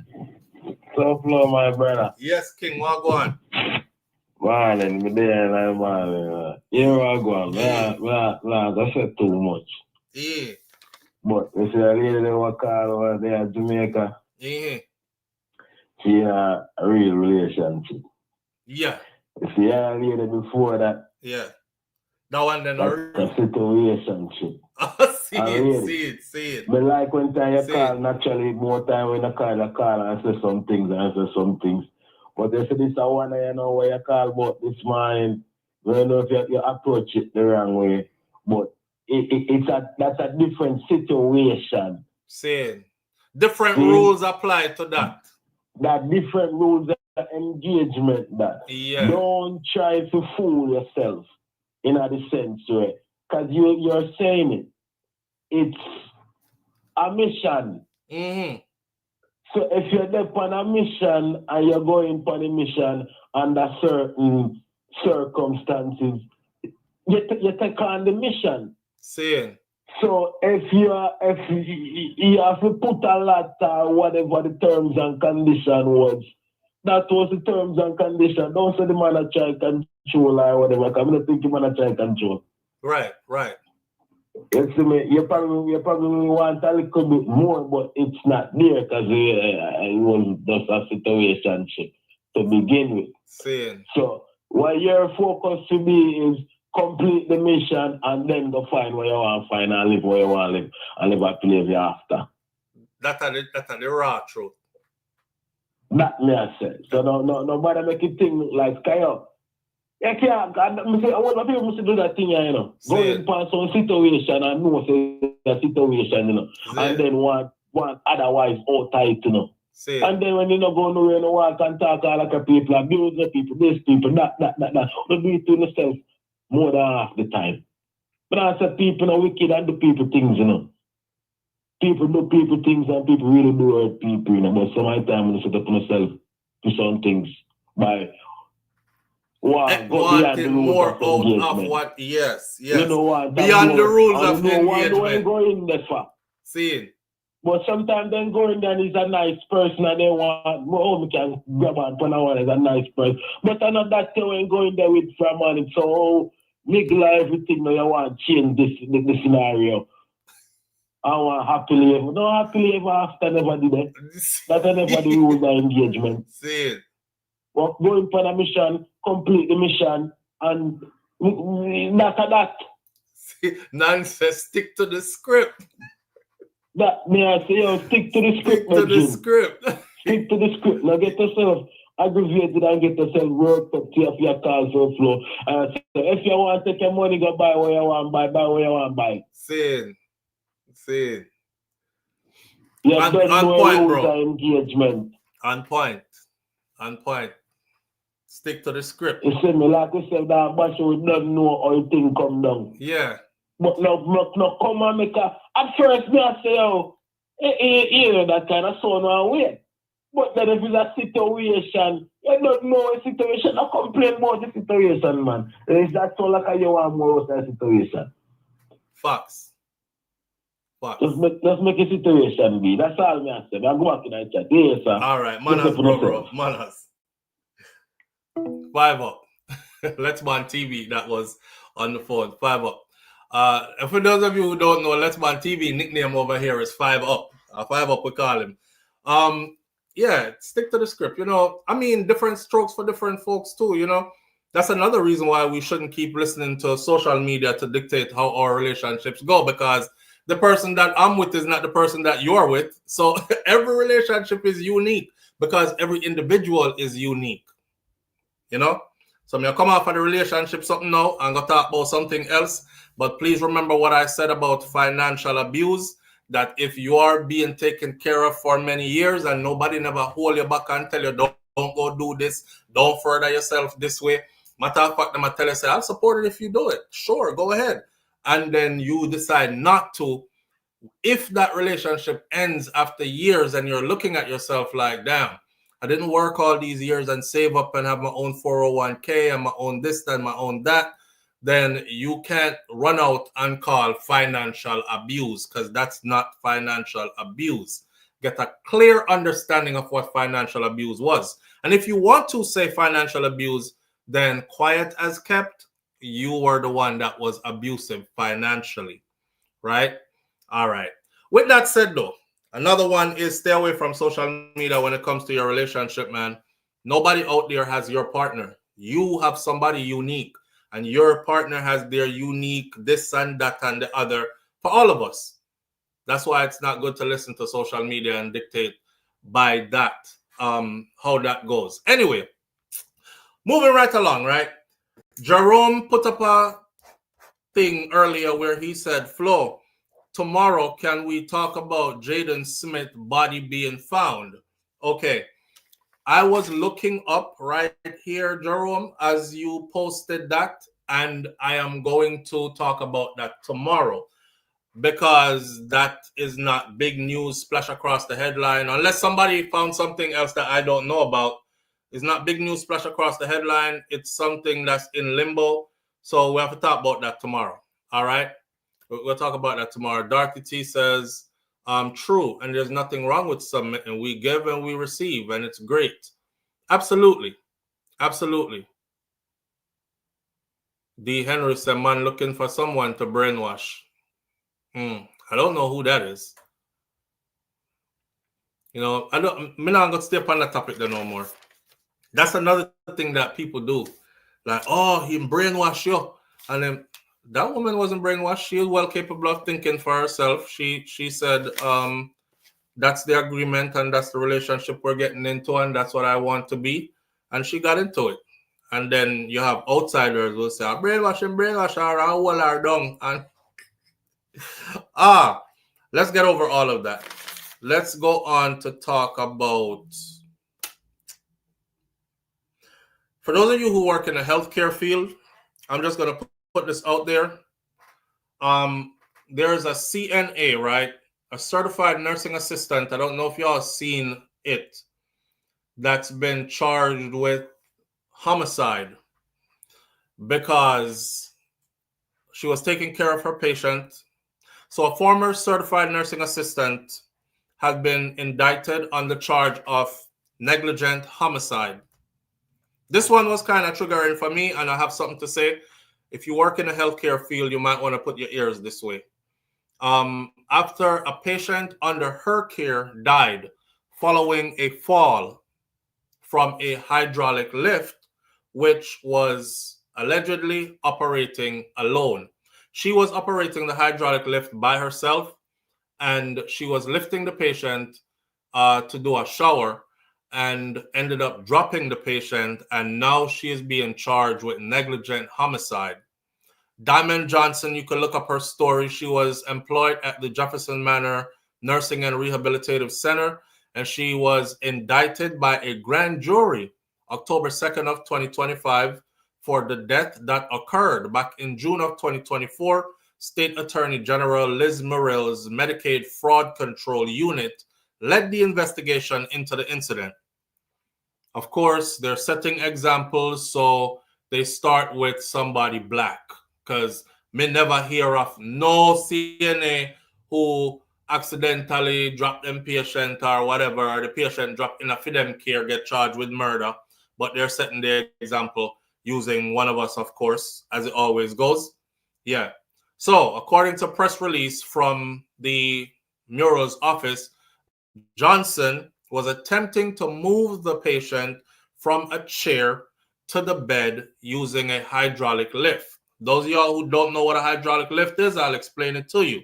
It comes as a lift. The lift is big and part of it go under the bed so the other part can fit over the patient. It usually has a harness that's attached to it. So your patient, you have to get the patient into the harness and then hook the harness up to the lift, and then you use the lift and it picks the patient up for you, right?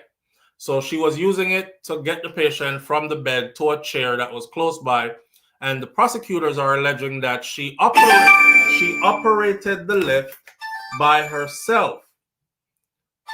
She operated the lift by herself, and during the lift process, the patient slipped out of the side of the sling, the harness, and landed on the feet of the lift. The lift have two big feet, metal feet, landed on the feet of that and hurt herself. Following that grand jury proceeding, the patient became unresponsive approximately 40 minutes after that fall, and the resuscitation efforts were unsuccessful. An autopsy determined that the patient passed away from complications of blunt force trauma due to that particular fall from hitting that part of the lift. So following the grand jury's proceedings, Johnson was indicted for negligent homicide, and subsequently she was booked into the East Baton Rouge prison where she is now. Attorney General Liz Murrell emphasized the difficulty of such case while announcing the indictment last week. She said that these cases are difficult. My job as Attorney General is to protect the citizens of this state, especially those who cannot protect themselves. She added that the grand jury agreed with the prosecution that Ms. Johnson was negligent in the care she provided to the victim, who unfortunately lost her life as a result of that negligence. Now, a part of me is saying this, right? If it was my family member that was in a nursing home and you drop her while you're trying to move her bed to chair or to shower or whatever, and she died, I would want some kind of justice to be served. Let me tell you how this world goes, though. And I think everybody in here who has ever worked as a CNA or who works in a facility where CNAs work can attest to what I'm about to say, right? I think being a CNA is one of the most taxing, demanding jobs you will ever do. It's one of the most taxing jobs you will ever do. CNAs are always overworked and underpaid. Every facility that I've worked at, and I've worked at a lot of facilities at this point, every facility, quite a few, every facility I've worked at, it's always the same thing with the CNAs. With this particular CNA dropping the patient, you're not supposed to do a lift by yourself, though. And that's probably why she got indicted. So all my nursing assistant people here who tune in here, just remember, don't do a lift by yourself. I know you have the hydraulic lift. I know sometimes you're pressed for time. I know you think you can get that patient in the sling and do it yourself, but don't do it. Because if she had followed protocol, she would not have been brought up on this indictment. And now she's facing years in prison. Negligent homicide. Negligent homicide means you killed somebody because of your negligence. So they're going to slap her with years, right? Or they're attempting to slap her with years. There's supposed to be multiple people working on, depending on how big the patient is too. But there's supposed to be multiple people working on a minimum of 2 every time you do a lift. And she tried to do it herself. My heart goes out to her that she was trying to do it herself, because she works in a facility, and the facility that she works in is probably like every other facility I've ever been to. So in these facilities, right, I work in a facility, let me give you an example. I'm working in a facility that has 75 rooms. 75 rooms. 90% of these rooms have 2 patients in them. So there's 150 people in 90% of the room. The other 10% of the rooms are rooms with 1 person in it. They will literally have 2 CNAs on a shift. 2. Can you imagine having 2 people tending to 150 people? And the CNAs are supposed to answer every room every time a light goes off. So they have these lights outside of their doors, right? And say Miss Jones in room 104 wants to go to the bathroom really badly, but she's a fall risk and she's not supposed to get up out of the chair, but she doesn't want to soil herself. She's going to ring the bell or press the thing that makes the light on her door go on. So we're looking down the hall and you can see this room light up, that room light up. You're looking down the hall, you're seeing about 25 light per room. And you're like, damn, how many CNA do they have on duty today? And they'll come out and say, you will see a CNA come out of the room. She's sweating and she's like, man, I hate this shit, man. They got me over here by myself. I keep telling them I can't keep doing this, and she's running from room to room to room. She's trying to answer all these rooms and she alone can't do it. She alone can't do it. So what they start to do is they start to cut corners. Because this person needs to be dressed because they have an appointment coming up. That person have to go shower before a certain time because they have relatives coming to visit them. This person right here got to be taken down to the hall for dinner. This person right here have to be over here. That person have to be there. That person soiled their bed. You have to go change them completely, put on new diaper, fix up the room, redo the bed. This person over here. And they're just going and they're just going and they're just going. If you have a CNA, a certified nursing assistant in your life, please don't look upon the person there and think they go to work every day and it's jollies and kicks. They're some of the hardest working people I ever met. And that's why when I go into any facility, I don't do like all the other therapists that I'm around do, you know. I told you all this before. I've been into facilities before where the patients, some of them are not all here. So they'll have like dementia, Alzheimer's or whatever. And they'll be like, I'm there for therapy, to get you up to go to therapy, down to the therapy department. I'm a part of the therapy staff. And you will hear some of them say stuff like, hey, boy, come change my diaper. There's a part of me that wants to say, I'm not changing no damn diaper. I'm a part of a therapy team. I'm not a CNA. But I don't say it. You know, I'll go tell a CNA. I will say to them, well, that's not in my job description, but I'll go get you somebody that can right away. And then I'll go straight to go get a CNA. Now, mind you, if we're on the clock, there's something that's called productivity time, right? So there's no time in between to deviate and some random person, I'm taking care of them. If you're not on my treatment list, I'm not even supposed to be in your room, look in your direction when you call me. I'm there to do the people who I'm there to do and get the hell up out of there. The medical field, man, it will, these ideas you have when you're going through school, like you're really going to make change and you're really going to be an advocate for and you're really going to be good at this and enjoy helping people do that. A Hoyer lift, Banches, thank you, a Hoyer lift.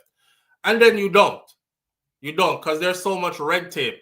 I can't imagine for CNAs thinking, yeah, I'm going to go to work and, you know, I love working with people anyways. And then you get hit with, you're excited, you're out of school, you get your certification, you get your job.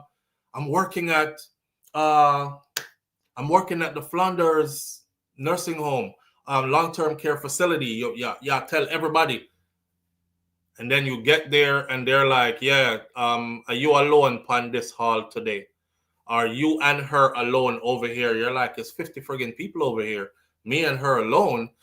Whoo, and they be moving. And we got to change this one. And can you come help me, please? So anytime the CNAs are like, could you help me, please? I'll help. I help as much as I can. I even got caught helping before.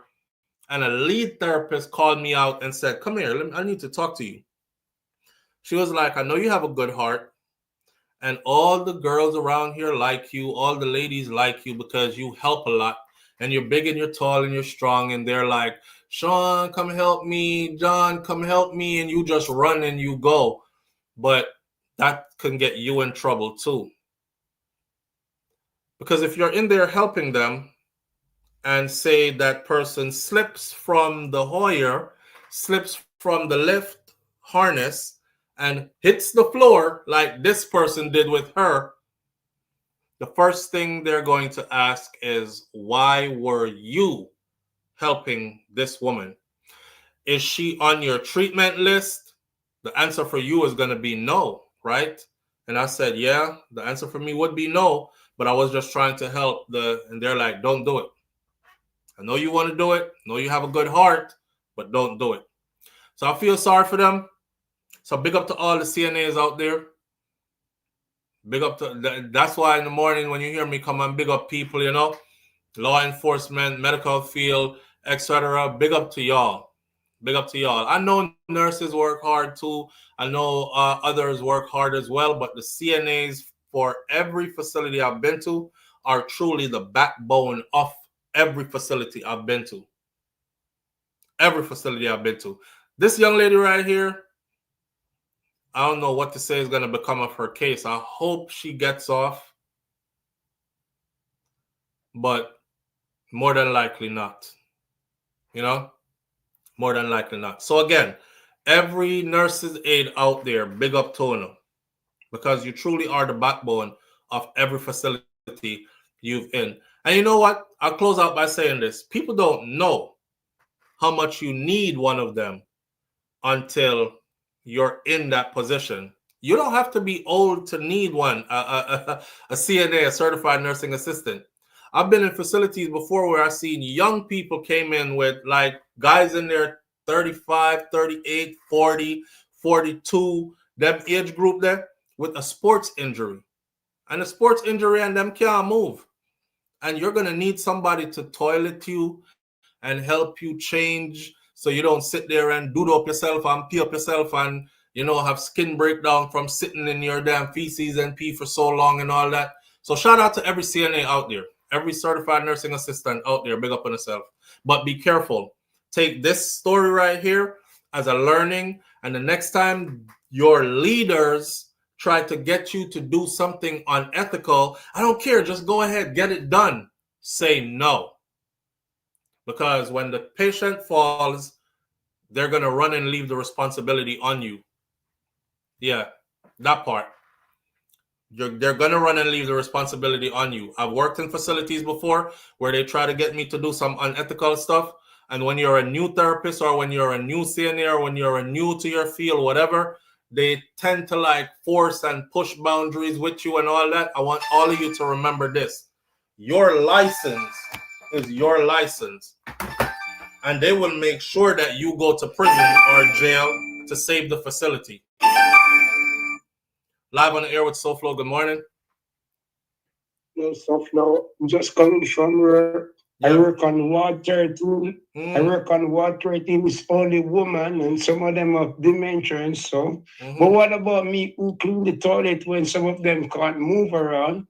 And they force their way to the toilet and they go there and everything is on the toilet and I'm the one who clean that toilet. Yes! But this is how we work. It's true. Big up yourself, bro. We clean toilet.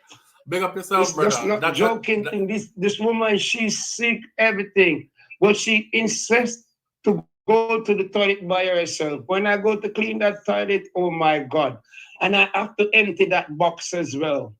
The other box, SouFLo later. One SouFLo, one brain flow. Man, I respect, big up. Choo. That's Marvin.